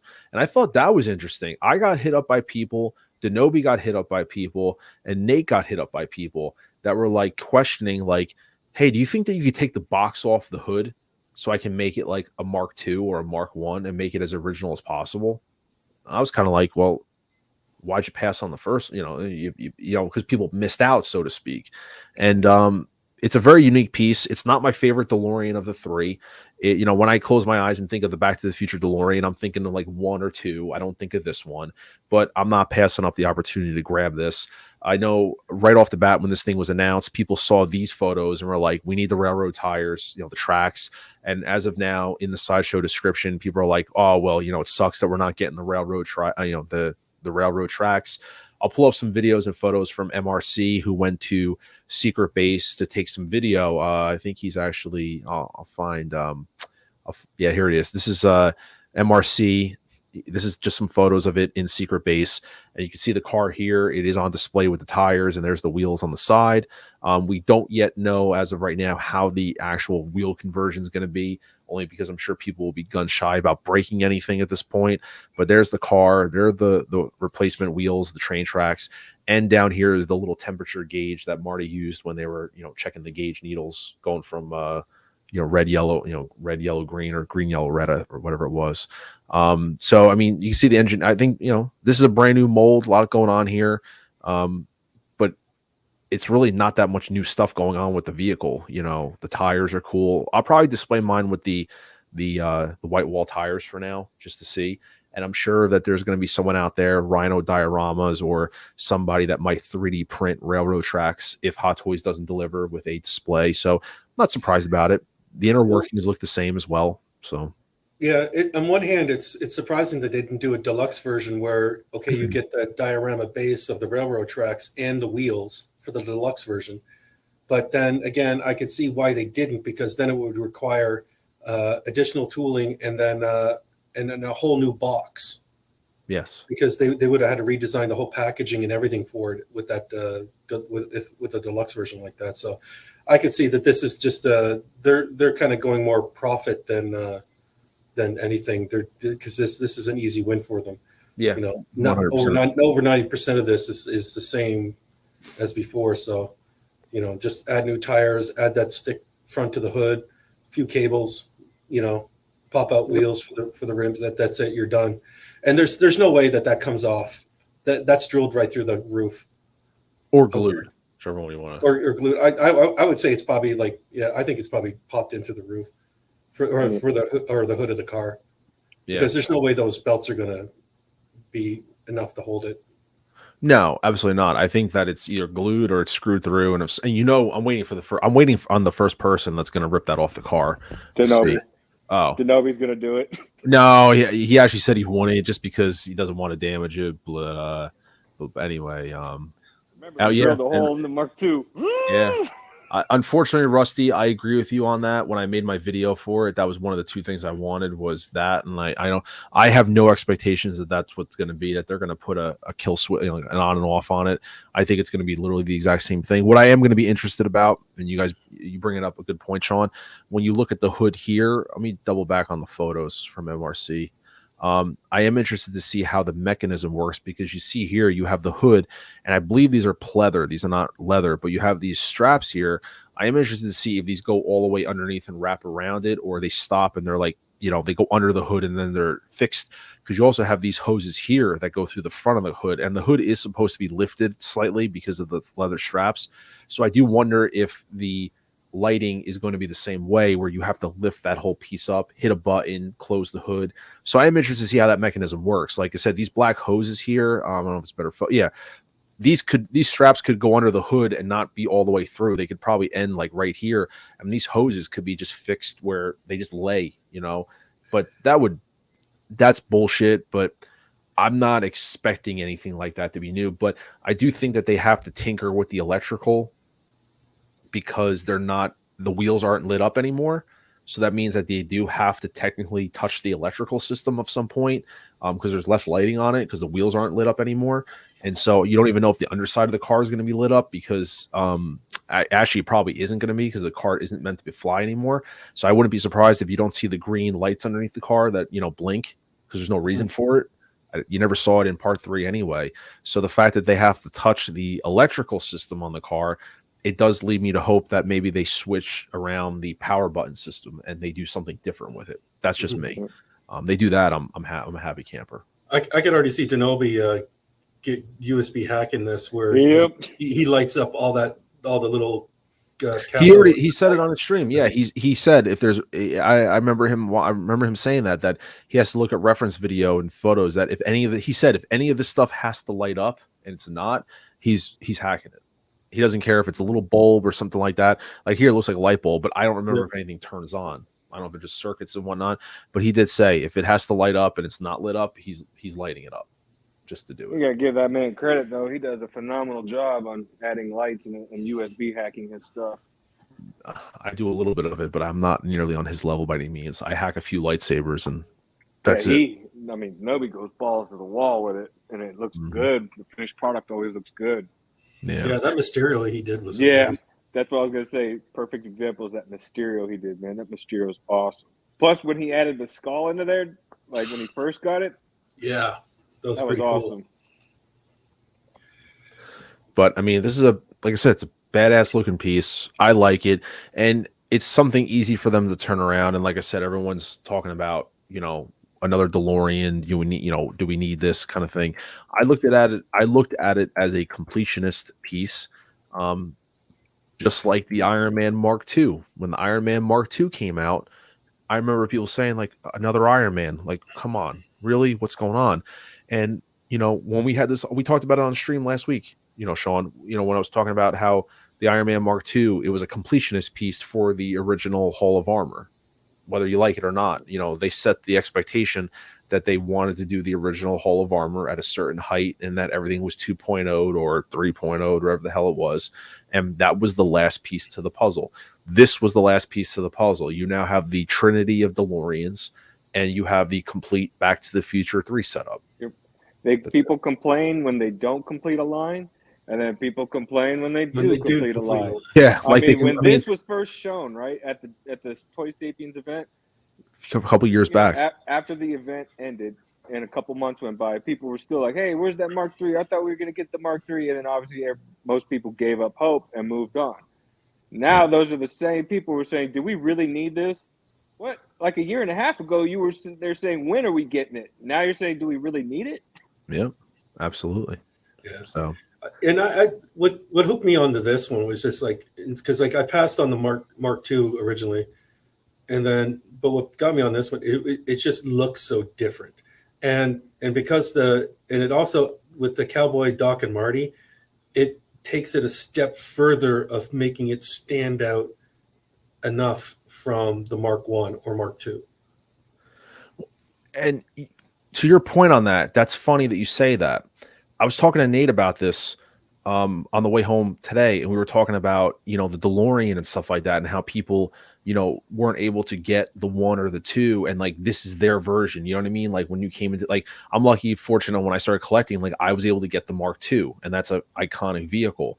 And this one is just so different than the other 2 cars. You know, really the first 2 cars is the same one and just a Mr. Fusion and whatever it is, the same car really. But it's really funny how this one is more unique of the 3. And it led me back to the discussion when we were talking about the 22 Batmobile. For you guys on the panel, and I said this to Nate, the Batman 2 that's coming out, the movie, is it confirmed or like, I don't know how long that's supposed to be after the Batman? Is that like a year, 2 years, 3 years after the Batman? Oh, you mean talk about time-wise? Yeah, like is the movie they're doing Matt Reeves said he wanted to do where it's like 10-year increments. So like part 2 would be 10 years into the game. Part 3 is supposed to be 20 years into the game. Oh, that changes my idea about it. Unless he's changed it, but originally he did say that was the path he wanted to take. The first one was supposed to be year 3, the second one's supposed to be year 10, and then the third one's supposed to be like year 20. I really hope that's not true. Like that it ends up not being it, because that's like way too much time. Interesting. I hope they change their mind on that. Well, I hope they change their mind on that, because my idea about it was that see, for me, I like iconic stuff that doesn't change that often. I liked how the 89 Batmobile, for example, DeLorean, how the 89 Batmobile from Batman and Batman Returns is identically the same car. It's just that he changed the gadgets on the car. I'm not talking about like the physical, like the way that when it came to production wise, they did paint the car a little differently than the first one. But what I'm talking about is like from the movie standpoint, it's the same vehicle. He just added gadgets to it, and then it splits open into that torpedo, but it's the same car visually. They didn't really feed into the whole notion of like every movie, the car's got to be different. It's got to be a different car every time. And that's kind of what I don't like about Ghostbusters, is that I'm an originalist. I like the Ecto-1 the way it is. I like the Ecto-1A. But I don't like the Afterlife version with the gunner seat. And now I know, like when the new one, they added racing stripes to it. They have a drone canopy on it and all that stuff. Like that's just me. Like you're tampering with stuff that's like, I understand, by the way, like they have to change stuff. They went all Fast and Furious on it, huh? Yeah, they have to sell toys. I get that. It's just that me personally, that's one of the reasons why I passed on the Afterlife Blitzways, because I just didn't like that car. I liked the original. And that was what I was saying about the 22. In theory, in the Batman, he didn't really damage the car. So, like the car, in my opinion, if the new movie is only set, I thought the new movie was only going to be set like a couple years after the first one. I'm like, really, does the car need to change that much? Well, technically, if it is, even if it's like the 10-year mark, then from part 1 to part 2, it's only going to be a 7-year gap. Well, that's what I mean. The car was still in development. Like he was still working on it. Like it was an unfinished vehicle. So what I mean by that is like, I still think that we can still get the car. Like there's no time frame to it. Like, and for me, if Hot Toys puts out the 22 Batmobile, I would maybe get it. I don't need to spend the Jazzinc money on it. I'm not that invested in that particular vehicle. But it's something cool. It's badass. I mean, I see people having it. It looks really cool, but I just think there's no reason why we can't get that. It's just things are released randomly. I mean, you don't have to agree with the way Hot Toys releases stuff. I mean, there's no rhyme or reason to anything. As I said, we don't have Guardians of the Galaxy complete. I mean, look at when John Wick was announced. That was a delay there. Indiana Jones, for obviously certain reasons, that was delayed, you know, in terms of pre-ordering. So, I mean, there's some things are out of Hot Toys' control, but other things, it's randomness at the end of the day. So for me, there's faith still that you could see a Hot Toys 22 Batmobile. I still think that you could still see a Justice Mobile because, you know, Ben Affleck, BBS Batman, he's still hot, you know, he's still in demand. I mean, McFarlane, I said it last week, McFarlane just announced another BVS Batman figure that's coming out in a couple days for pre-order. He's got a, you know, a 2.0. So it's just one of those things, but this is an easy flip for them to make, honestly. So I'm not surprised it came out necessarily. And I think that it very well could come out sooner than what we think it is. I know it says January to, like, I think March or April. And JB says no way Hot Toys will release a 22 Batmobile. I agree. Never say never. I think any big vehicle with that kind of like shelf space and tooling involved, I think Hot Toys is done because they're just manufacturing too many figures to be bogged down with a vehicle that requires like the incredible amount of tooling, because not to mention like the units that they have to push. Because hey, remember, people said this Mark III wasn't coming. That's different. The Mark I was there. They had the base of it, so it was like that's what we all said about the Mark II, that they weren't going to do it. And then, I think Jazzinc kind of put a lit of fire underneath Howard's ass when he was inquiring about to Universal about the license for the Batmobile. For the DeLorean. The DeLorean. It might have done the same thing with Howard for the 2022 Batmobile. Like he might have lit a fire under. Howard missed the boat.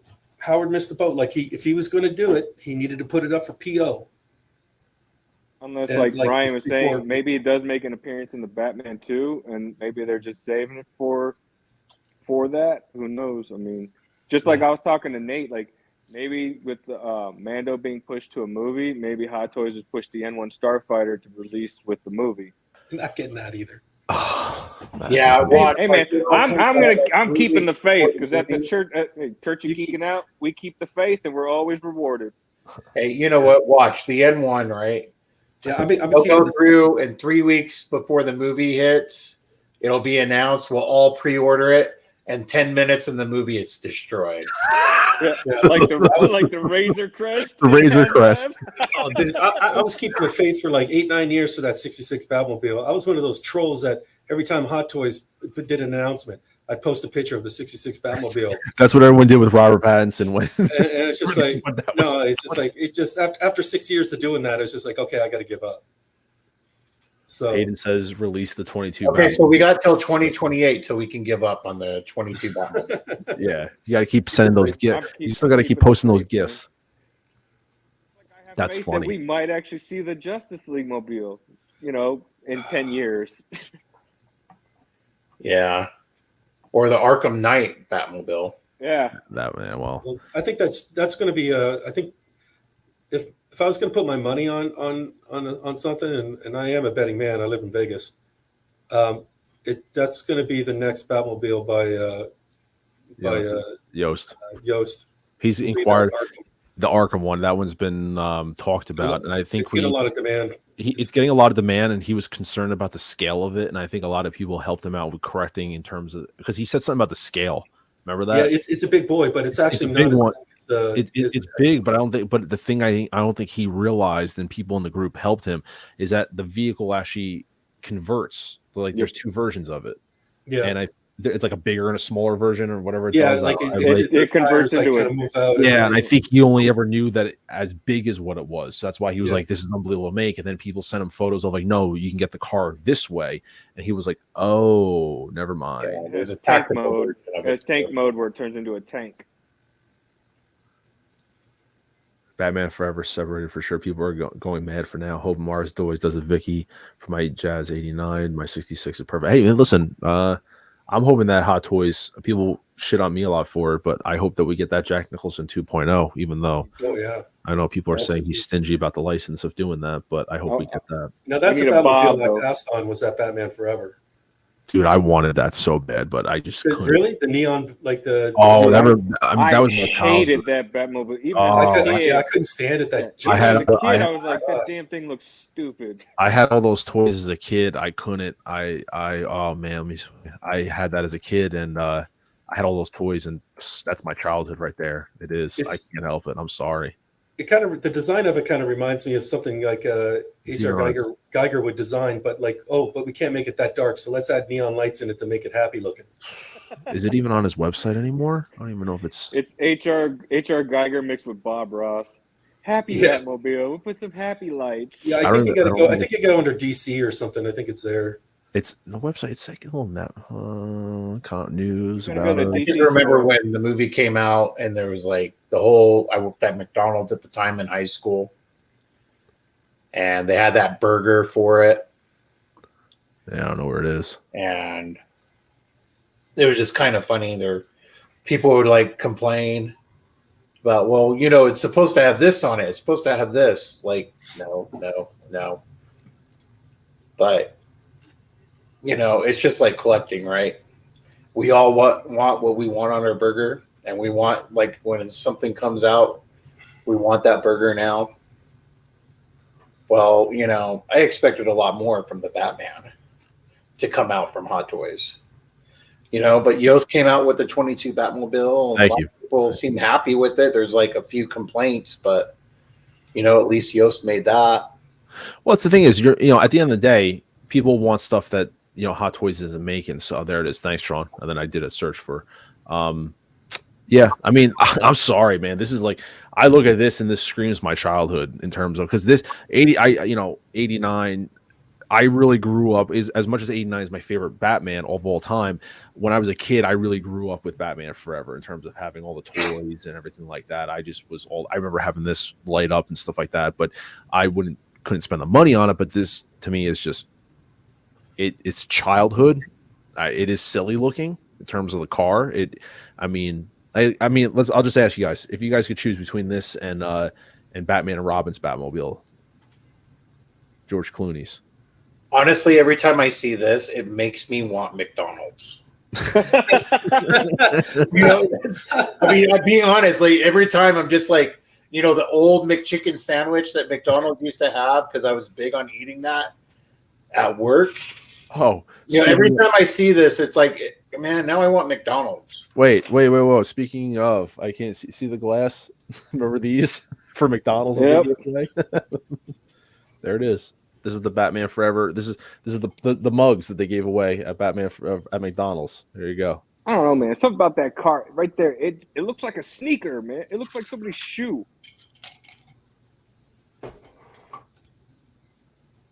Yeah, Daniel, you and I, we agree. Yeah, I would have wished they made the other suit for Kilmer, not the sonar suit. I mean, I get it if they were going to do a one and only and call it a day.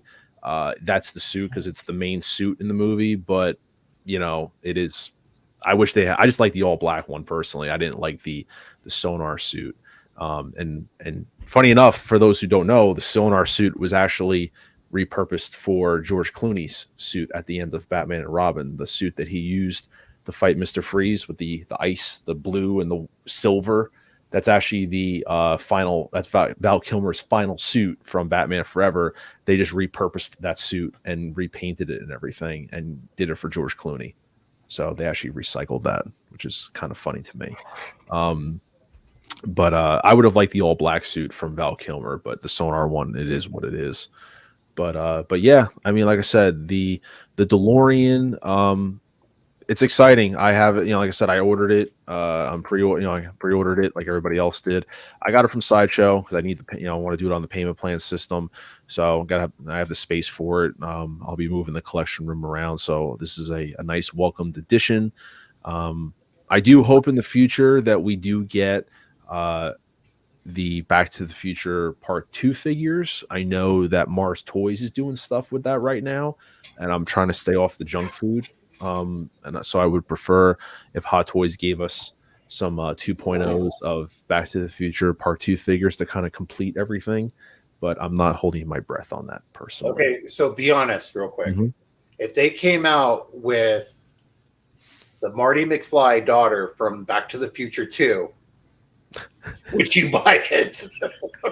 They already have the head sculpt, so would you buy it? Just put long hair on her when she. Yeah. Yeah, why not? as long as she comes with Marty as the dad with his double tie suit. Yeah, with the "you're fired" paper. That And it has to come with the mini pizza from Pizza Hut that gets rehydrated. The rehydration pizza. Mom, nobody rehydrates a pizza like you. Yeah. So, but yeah, like I said, it's kind of any final. Mom, is that you? Yeah, that's funny. Did you guys actually know? I was watching a documentary on this. I think C&B, you and I talked about that. Where Back to the Future 2, what was his name? That played that was in the first one. That played Marty. Danny Glover. Yeah. Did you know? Glover. Yeah. Did you know that Back to the Future 2, like that whole situation, created a huge was it a law in Hollywood about not being able to use people's likenesses and stuff like that because he wasn't in the second movie, but they recasted his face. Yeah. Did you know that? Yeah. He's the one that basically with the law to protect. Yeah, he sued them because they used his likeness without his consent. They hired another actor and they basically they had a mold of his face from Back to the Future 1, and they made a mold of his face and put it over another actor and had him in the movie. That's why when they open the door and he's actually upside down hovering through the door, like, oh, I threw my back out. It's so that you don't actually get a good look at his face, but it's actually a mask that he's wearing that's supposed to be Crispin's face. And he actually sued Back to the Future. He actually sued them for that, for using his likeness without his consent. You can really see it when he goes back in time and they recreate the scene where he fights Biff. You can see it's someone else wearing a mask. Yeah, you can see someone else wearing a mask to him, which is creepy as hell. Bad prosthetic too. Like they didn't even bother to blend the paint, so that way you couldn't tell with the prosthetic. If you just look at it, you could just see that it's two different tones, and it's off-putting. It's like you said, like it's a bad prosthetic too. Like it's very noticeable. Yeah. So, but the real Face Off, another classic movie actually. So I think I want to wrap. We have a few more minutes to talk. I thought Denobi would come in, but I guess he's not going to come in, which is sad for anybody who was missing out. By the way, 60 people in the chat watching. You can drop a like on the video. I do appreciate the support. For those, I've been getting back into streaming. Looks like, I'm going to try to do these Mondays just because they fit my personal situation, what's going on at home, between, work, family, all that stuff. The Monday nights seem to be doing pretty well. And so I kind of like the vibe that I'm getting here. It seems like there's, a lot of support, people watching and stuff, which I really do appreciate that. Just trying to have genuinely good conversations and topics about stuff. And I got other, opinionated videos and things like that in the future when there's not a lot of releases and stuff. So I want to talk about something. This is definitely going to be a trigger fire, bring the hate-alorian on this.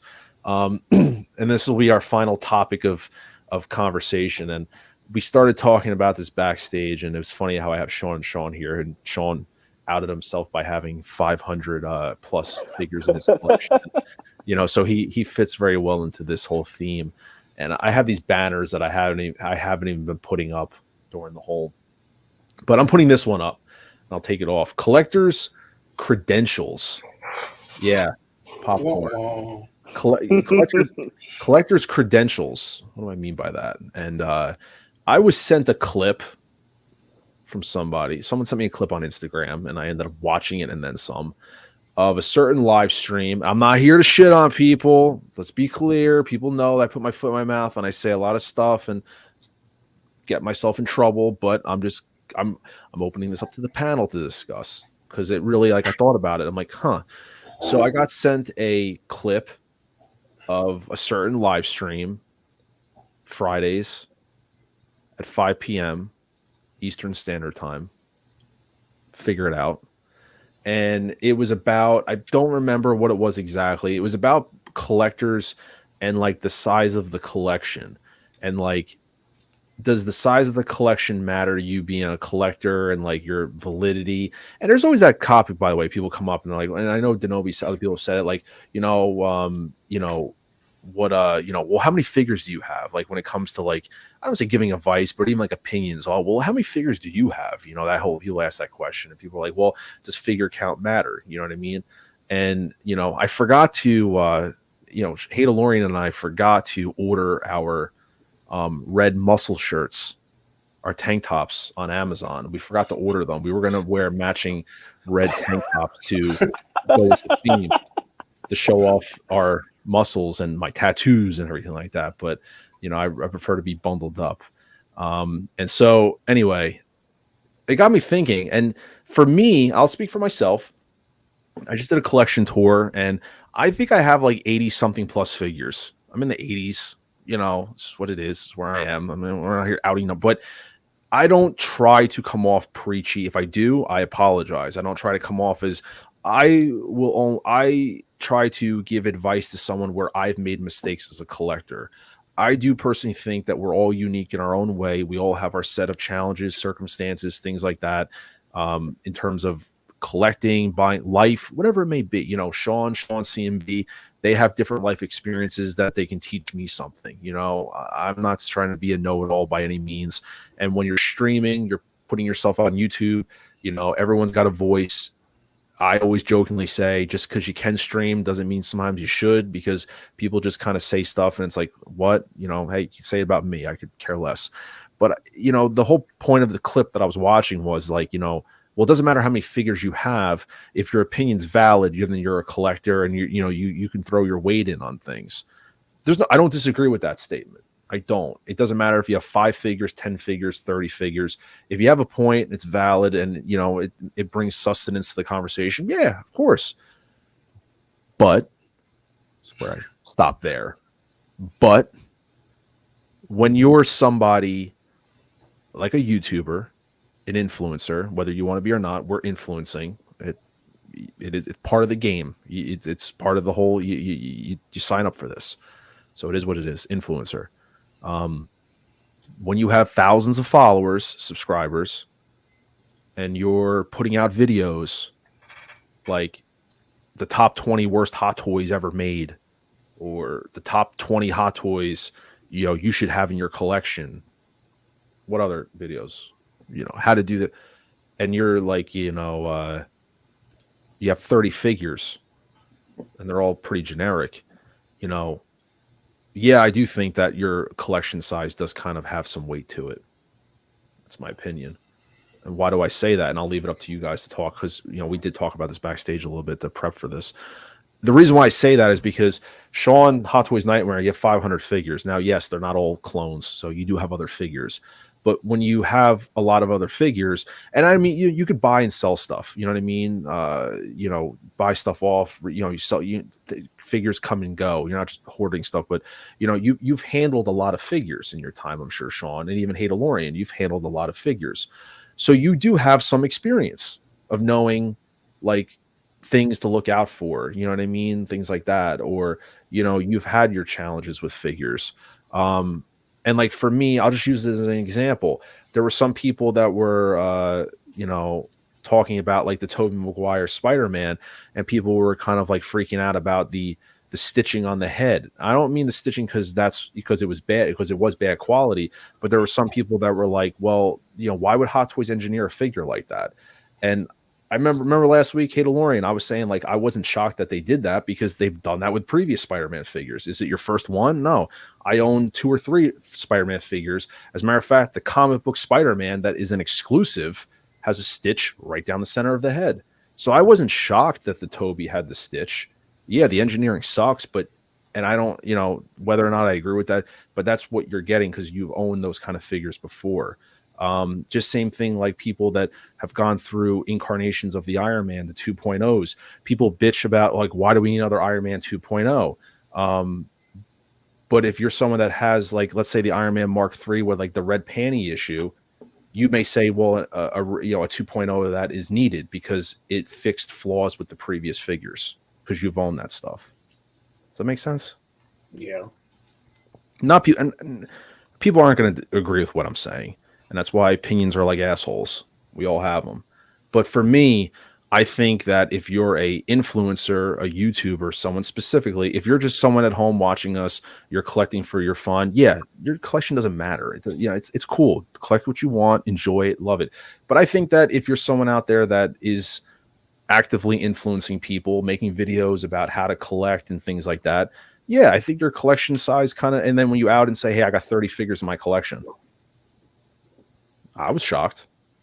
Sorry, I was. I don't know what you guys think.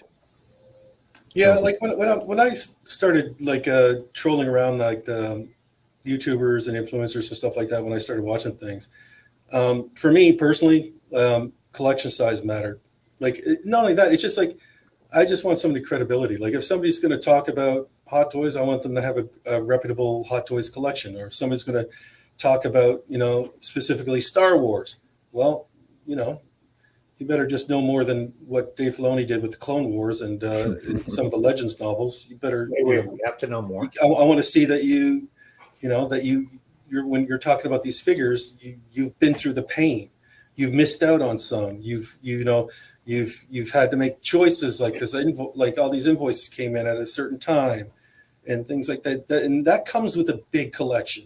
Like you know, like usually that credibility I find starts around when you're creeping 65, 70, and like Hot Toys and stuff like that. Like I mean, just with today's deliveries that I got, I just hit 289 pieces, and I'm at like, and I just had, you know, redesigned my whole, like I got my whole area, my display area, like all torn down and everything. So because now I got to rebuild my Maji cases and add in the pieces that I ordered and doing all that. And that's just, damn, I thought, okay, I could probably do that. 2 weeks. No. It's going to be like another month or two. Yeah. At this rate. But you need it just shows legitimacy. Like, because if you keep talking the talk and, you know, and you get, you know, you just showing the same figures or just a statue or two and a figure, like, you know, how serious am I going to take you? Well, and that's the same thing, Hey DeLorean. Like if you're somebody who you're reviewing figures, for example, like I said, we're talking about, you know, it doesn't apply to everybody once again, but like if you're someone who is buying figures, openly admitting, and this is not at anyone specifically, but I've heard it before, you're buying figures specifically to, let's say, oh, I'm going to buy and review it, and then I'm probably going to get rid of it, most likely. It's been admitted before. How credible do you think some people don't give a shit, but how credible do you think people would trust your reviews if they know that your intention is never to keep the figure? And now there's people out there that deem themselves as reviewers. That's different. Like, you know, up front, like Justin, I know Justin doesn't keep everything he reviews. That's perfectly fine. You know what I mean? And so, but like in terms of how credible do you take other people, you know, and you also have to look at the opposite end of the spectrum too. You got certain people that just get everything, and then they just like, okay, they unbox it, throw it in the shelf. They pack it in detolfs. Like it's like you got like 5 to 6 figures in each shelf on a detolf, and the room is so cramped and everything. You can't see or make out heads or tails of what's going on in the display and how they're displaying it. And it's just like you're just a hoarder now. You're not you're not enjoying the hobby, the chase or anything, because you just get everything. Yeah. I like hearing, and you know, when you get those stories like, there was life decisions that had to be made. I had to cancel this one. Everything came in at once, or had to manage it and everything. And it's nice when you get that honesty. Yeah. And you know, I mean, hell, I'd like to get everything, but I can't even come close. Yeah. No, it makes it more relatable. It's just something that popped in my head, and you know, it brings out the hate and the trolls. I like it. But Sean, what do you think? You're someone there that has a pretty nice sized collection. Does that credibility matter to you in the sense? I mean, you collect what you want. At the end of the day, you collect it for yourself, and so everyone else should. But you know, when you see certain stuff like that being touted out there, I don't mean, you know, what do you think that collection size means something, or, you know? And I don't mean, like I said, I say it again, Doesn't mean for the average person sitting home that doesn't care about this, but if you're actively out there making content and stuff like that, and do you think that, it brings knowledge? When I look at everything, talking about credibility and everything else, my collection is one way, somebody else's collection is another. If I ever influence anyone, I hope my influence is for them to collect how they want to collect. Mm-hmm. And that's it. I've said this before. Someone can have, a collection of just Captain America figures. That's it. That's all they want. And that's all good. That's for them. That's what they want. They could be really knowledgeable on Captain America, know everything that he has and the whole history of it. But, when I look at someone and, we see in the back and they have like 2 DTOFs and maybe 10 figures in there, and they're trying to justify how to go through and buy and explaining how, things work on Sideshow and how things work in Hong Kong. They're trying to tell like everybody all this stuff and everything. And I'm just like, yeah, that doesn't make sense, because how do you know this? Like, wait. I just got a call from the Hot Toy Sorcerer. Hang on. Hey, it's one way or another, but me personally, it's, at the end of the day, it's that individual who's going to do it. My credibility based off my collection, yeah, I have a lot.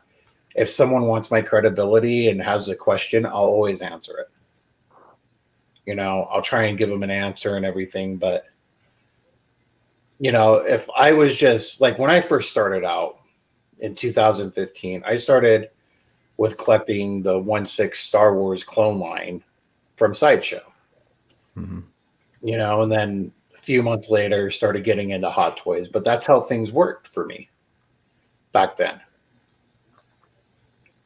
When I was going through and looking and talking to people, I was talking to people with the largest collection and not the people who had a small collection like I did, because they're the ones who had been collecting longer, knowing more things.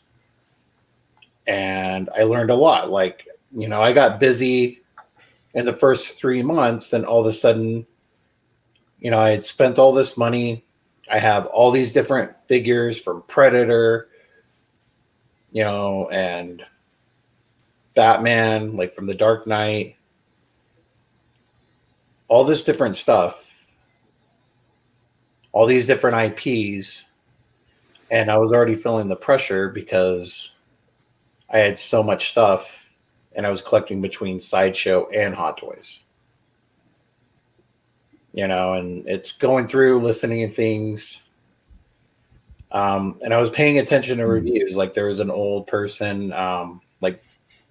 Hot Chicks, cool toy review.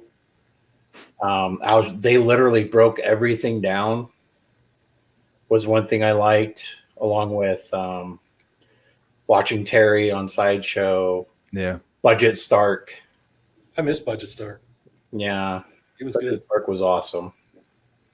And looking at, listening to the stuff and seeing their collections, there's a lot of credibility when you've invested money into it. Kind of like what I said earlier regarding, looking at investing money. Am I going to listen to the person with the nice cars and the nice house, or the guy that's sharing a 1-bedroom apartment with his 3 brothers and only drives a Pinto? Oh, man, about that Pinto again, man. Come on. Well, it's, for everyone who's only driving a Pinto, it's okay. Yeah, don't be trashing the Pinto, dude. I'm sorry. My bad.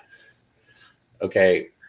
But, in the end, too, it's, and I understand, but when I bought my house, because I came from an apartment to a house, when I bought my house, I told myself, I'm never having stuff in storage again. I'm not going to be an in-the-box collector. I wanted everything on display, and that's what I'm doing. Some stuff I have action pose, some I have in museum poses. Everyone's going to pose however they want. Yeah. But, you know, in the end of the day, when I see someone and they have 4D toffs with a whole bunch of wires showing all over the place, and they're trying to give me advice when I showed my video on how I'm setting up my basement, and it's like 90% already done, and they're telling me, oh, you need to go back and do this and that. It's like, no, your credibility's gone with me. You're not, you know, you have 4 DTOFs. I bought one DTOF and hated it and regretted it ever since. Mm.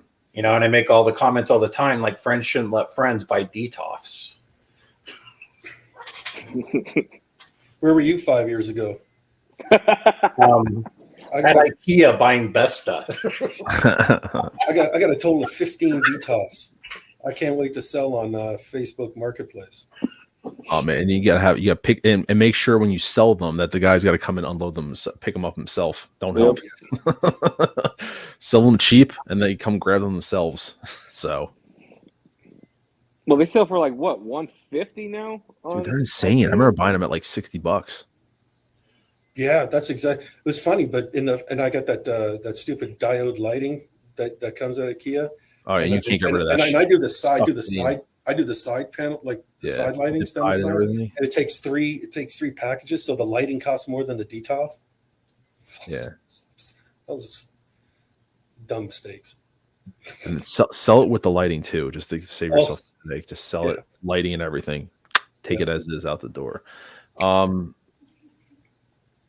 C&B, go for it. I mean, you guys pretty much touched on it. My thing is, I mean, it's not really the size of your collection, because everybody has to start from, you know, zero and work their way up.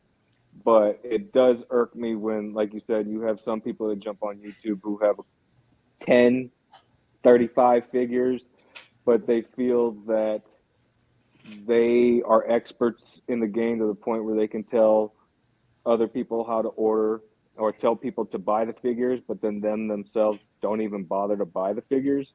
How can you give somebody advice to buy something, but if you yourself are not going to buy that figure? How can you judge other people's collections when they do those videos where they judge other people's collections? How can you judge other people's collections who are obviously a lot larger than yours? They put in a lot more time, things of that nature, and then sound credible. Like you can't sit there and say, oh, I think that this person has a crappy collection, or they need to work on that and work on that. But you yourself, you don't have a collection that meets theirs. So, you know what I mean? And like I don't know. It's hard to explain. Me personally, I just don't think that, you know, if you don't have a large collection, but you're getting into the game to be a YouTuber or influencer or reviewer, whatever labels that's going around nowadays, you know, you have to have at least somewhat of a collection for somebody. I mean, let's be honest. When everybody first started the game, they were checking out people like Jetta and Justin because they saw their collection. Like, wow, these guys got a huge collection. They must know what they're talking about, you know? But when you see somebody that's got maybe 10 figures, and they're trying to talk to you as if they've been in the game long enough, they know everything that goes on business-wise in Hong Kong, in the States. This is how the game is played. Or they try to lead you and tell you, give you advice when they themselves don't even follow the advice that they're giving. Like, how do you take somebody seriously if they're not going to practice what they preach?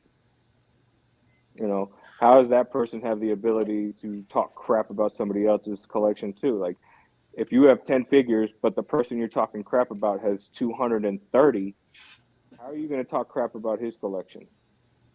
Well, that guy 230 could also be claimed as having poor purchasing decisions. I'm not looking at you, Sean. I'm just saying, like, which Sean? You know, if which one? Everybody I'm not. Yeah, I made a few poor decisions. That's the point. That's why I said I left it open ended like that. I mean, everybody collects. Everybody has to start from zero. That's obvious. But everybody that collects doesn't jump onto YouTube and start off day one claiming to be experts and that you need to listen to their words. You know, and what I see from most people nowadays, they're not in it for the passion or the hobby. They're in it because they're trying to sell themselves as a brand they're trying to make money. You know, for them, this is a business. And that's all I see it as for when I watch some of these people. Like they're not passionate. They want, like I said, they're selling themselves as a brand because they're hoping to be like the next PewDiePie of 6-scale collecting on YouTube. Well, that's why I say that. Is you can see, and I hope those who watch listen. I call streaming like the TMZ of it because it's like it's just fun, and you're sitting there talking. But I mean, you could tell the ones that are passionate about the hobby and the ones that are in it for a little more than that. It is what it is. It's fine. Everyone has their own agenda. We're here just because we're trying to have fun, talk about stuff.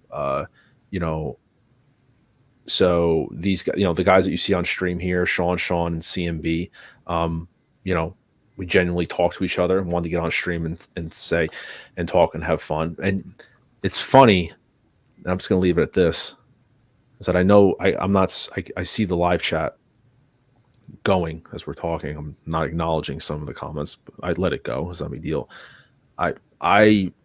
It's funny how names are being thrown out about who I'm talking about, but I never said anything. I mean, yeah, I was a little descriptive, but it's easy when people know what's going on out there. And so I know that there's the fanboys of some people that are out there trying to defend. It's fine. Who cares? It doesn't bother me. When I turn the stream off, I go on with my life. None of this bothers me. It's something that was sent to me that it's funny how people it goes back to that tribalistic mentality. If you remember, I've always said that with Nate, tribalism, right? Because there's evidently people in the live chat that are defending somebody. They're I'm throwing hate at someone. I'm just offering my opinion on a clip of a video that was sent to me. That's what I was doing. Well, for me I'm just stating the fact, though. I was sent a clip about something that I disagreed with to an extent, not fully. I said that up front, by the way. I don't fully disagree with but I disagreed with some of it. And it's just funny how you have the tribalistic mentality of defending it, saying like this and this, but it is what it is. It's fine. No. And I'm not giving anybody any clout, anything like that. But it's interesting to me. That's all. I just find it interesting that the fanboys. I'm just living to my namesake. I just hate everything. Oh yeah, I hate it. Yeah, you know what? And you know what? You shouldn't collect what you like. You should collect what I like. Yeah. Collect what I tell you to collect. Screw all those other influencers, man. I'll tell you what to collect. Yeah. Speaking of, and this will be my final statement. I don't like to acknowledge me. I don't like to acknowledge certain. I'm going to call them trolls in the chat because I feel like when you put trolls on a pedestal, it's like you're acknowledging. You know what I mean? Like you acknowledge. I don't think Fabs Figures is a troll. I'm kidding. I don't mean that. But I'll acknowledge one thing, and I find it really funny. And I can't get over this mentality, is that how people, it goes, about giving advice and stuff like that and whatnot. But it's just funny how, I don't know if it's tying together, but, like how we're talking about Jazzinc, right? In terms of how giving out advice and talk about stuff. And I always found it funny how people will talk about and give advice or really fanboy behind stuff that they don't even own, right? You see people like, give their opinions about stuff like vehicles. Like I own a vehicle, so I feel like I can speak on it, right? I have the Mark II DeLorean. I went through hell and back with it to get it fixed. I know the issues.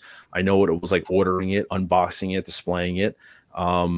So I think that I can speak a little bit about more in depth about the Mark III DeLorean than someone else that doesn't even own a vehicle.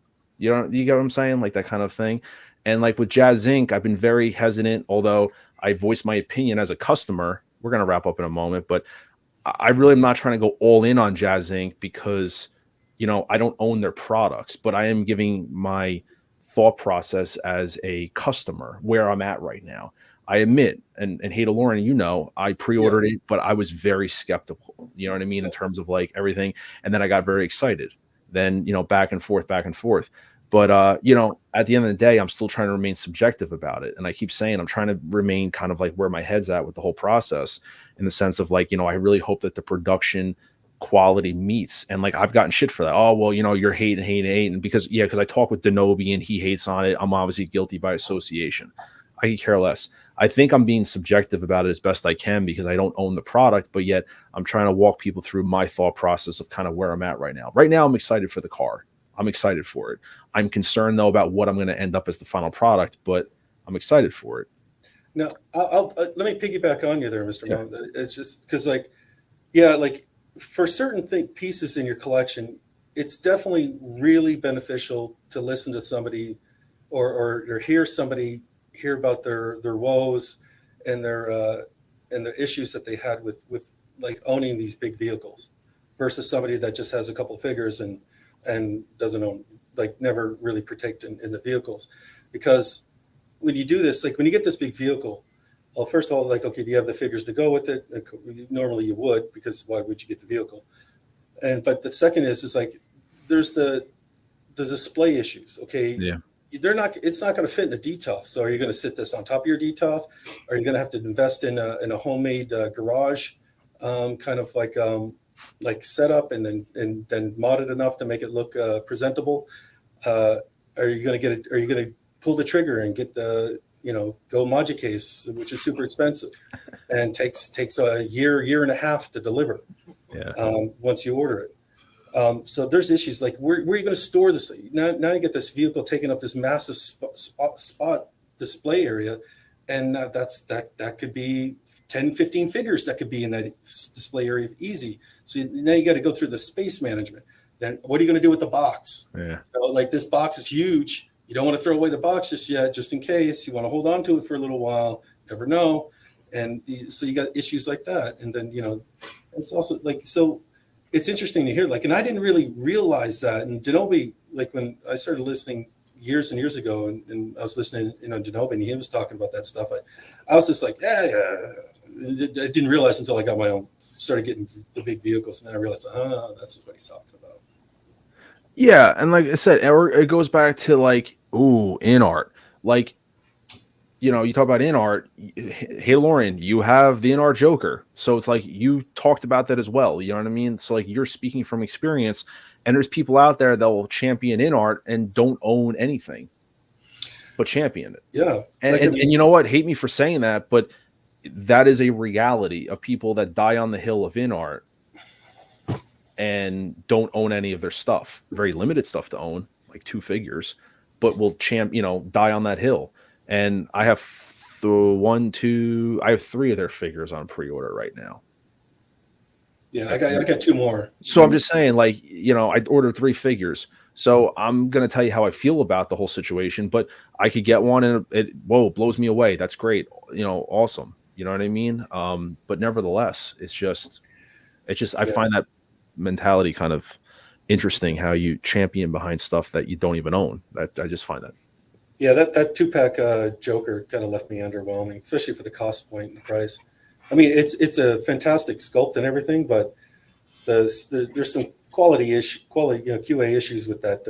Like what CMB was saying about the hands, the damn thing won't stand up straight. So it needs an actual display base with the hook on it. Otherwise, it's going to face plant every single time. Yeah. And then the head on the jail scene Joker, it just doesn't fit. It just bobbles in. And so you pick it up, the head will fall right off every time. And it's just so there's some issues with it. And this how they did the boxing just made how they did the packaging on that just increased the shipping cost of that for no reason whatsoever. And I like a good die cast, but that jail cell didn't need to be metal and caused shipping to go up an extra $15 on that product. So there's some issues with it, but like it's a great figure, 2-pack figure. It's not a great figure or 2-pack for the cost. Well, J&D's gonna be better though. You know that, right? I'm done. I'm done with Heath Leather Jokers. I'm jokered out.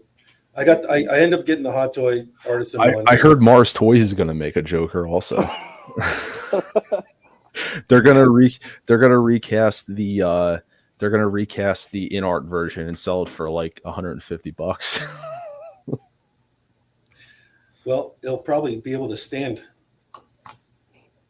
without falling over. I'll acknowledge one comment because I know he's dying for me to. I know he's dying, dude. He's like, Like, chill. If you want to be acknowledged, just Mom. no. That's Mommy, TK. No. Mom. TK 592. No, he was all right. He doesn't have anything. He's like, acknowledge me. I'm sorry, I wasn't acknowledging the live chat because I was just engaging in the conversation. So I do apologize. I know that there was comments going through. I know Fabs is here. Uncarded reviews. What's going on, guys? I apologize. I haven't been acknowledging the live chat. We're just in conversation. Yeah. And I'll acknowledge TK592 on that latest comment he just said. What did he say? Did he say anything bad? I don't think he said anything bad. No. He said he might buy the NR Joker at the rate that they're dropping in price. What sucks is as a collector, because I got my Joker, my 2-pack there from Spec Fiction. By the time that shipped, by the time that shipped, I could have got it on the secondary market hundreds of dollars cheaper. Yeah, and that just sucks as a collector. What's that? I'm sorry, I cut you off. No. It's just like because I got the NR 2-packs through Spec Fiction. Yeah. Generally, they're good. They're great retail. Yeah, you said that. Isn't that buy one get one half off? Yeah, it was BOGO. Yeah, BOGO. They're generally slow, which is fine. But I don't care as long as the quality's there and the and Brian, I think his name is pretty good. But when I got it, I could have picked up the Joker brand new on the secondary market for hundreds of dollars cheaper. Yeah. Than retail, because it just when the Hot Toys did their announcement, it just like with the thing. It's still underwater right now. Yeah. Interesting. Yeah. Well, like I said, it's one of those things that is just, like I said, forgive me, those who are trying to say stuff. Forgive me for just sharing a thought that you don't have to agree with. It's obvious that many don't agree with it, and I'm fine with that. It's just, like I said, was sent something, watched it, and giving my opinion, and just wanted to expand on it. And the tribalistic mentality came out a little bit there. No, how dare you? You're not allowed to have a difference of opinions. No, Don't you know you're supposed to be like the rest of the cult. You got to be an NPC. Be like us. Be like us. Thanks for that. Hey, buddy, it's okay. I forgive you. Thank you, appreciate it. That's all I care about, Sean, is if you forgive me. Hey, listen, hate watching, positive watching. It's all watching. It's okay. I have no problem with that. It's I'm okay. Wait. You're watching? Are you watching me right now? Yeah, I mean, I'm watching you. I watch you sleep That's every odd. day, Sean. What do you want me to do? Nothing, Sean. I don't want you to do it. Stand over you breathing heavy. Hang on, I can do it better.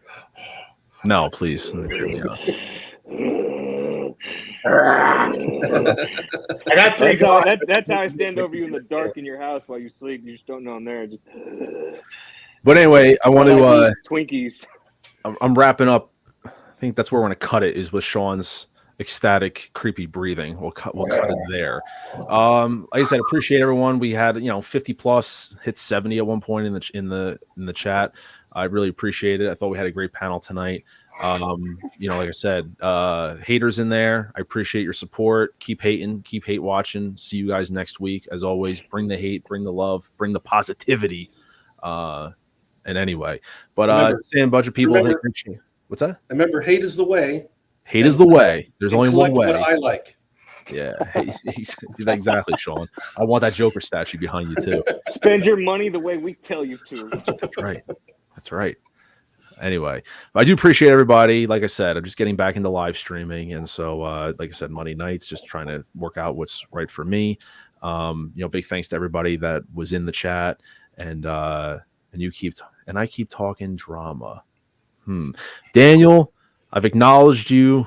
It's been 2 hours, 34 minutes, and 5, 6, 7 seconds, and you are finally brought up on screen and acknowledged. Trust me, I've seen you, Daniel. I've seen you. I think we've been civilized. You disagree with everything I say, but yet you watch me, and I appreciate that. You don't agree with anything I say, and you counter everything, but you still watch. True fan. Thank you. Your comments. Sorry, my comments get to you, man. Like I said, thank you. once again, thank you, Daniel. Continue to watch. And do me a favor, man. Hit the like button. If you want to hit the dislike, it's all good, man. Only once in a blue moon. Well, hopefully tonight was that blue moon. I disagree with you, a lot of you guys. Yes, I know. Dang it. And just for the record, Daniel, and I will leave it here. Wait. Does he disagree with me? He disagrees with you all the time. And just for the record, Daniel. Whoa. Just for the record, Daniel, you've been the biggest in-art supporter, and you just finally bought the Joker 2-pack. Even though it was the greatest thing in the world, apparently, you just finally bought the Joker 2-pack. And you're trying to sell it off the jail cell anyway. And that's why I say I am perplexed, legitimately, how people can be all in on companies and you just finally bought a product of theirs, but yet somehow they're the greatest thing ever. I'm legitimately confused, but that's okay. And that being said, Daniel, you had your few minutes of fame. I hope to see you next week, Monday, 7:30, same bat time, same bat channel. And until then, thank you everybody for watching. And we give it back to you, the people. Gotham is yours. Thank you for your cooperation. Good night. I'll buy that for $1. That's everything! Thanks. Thank you!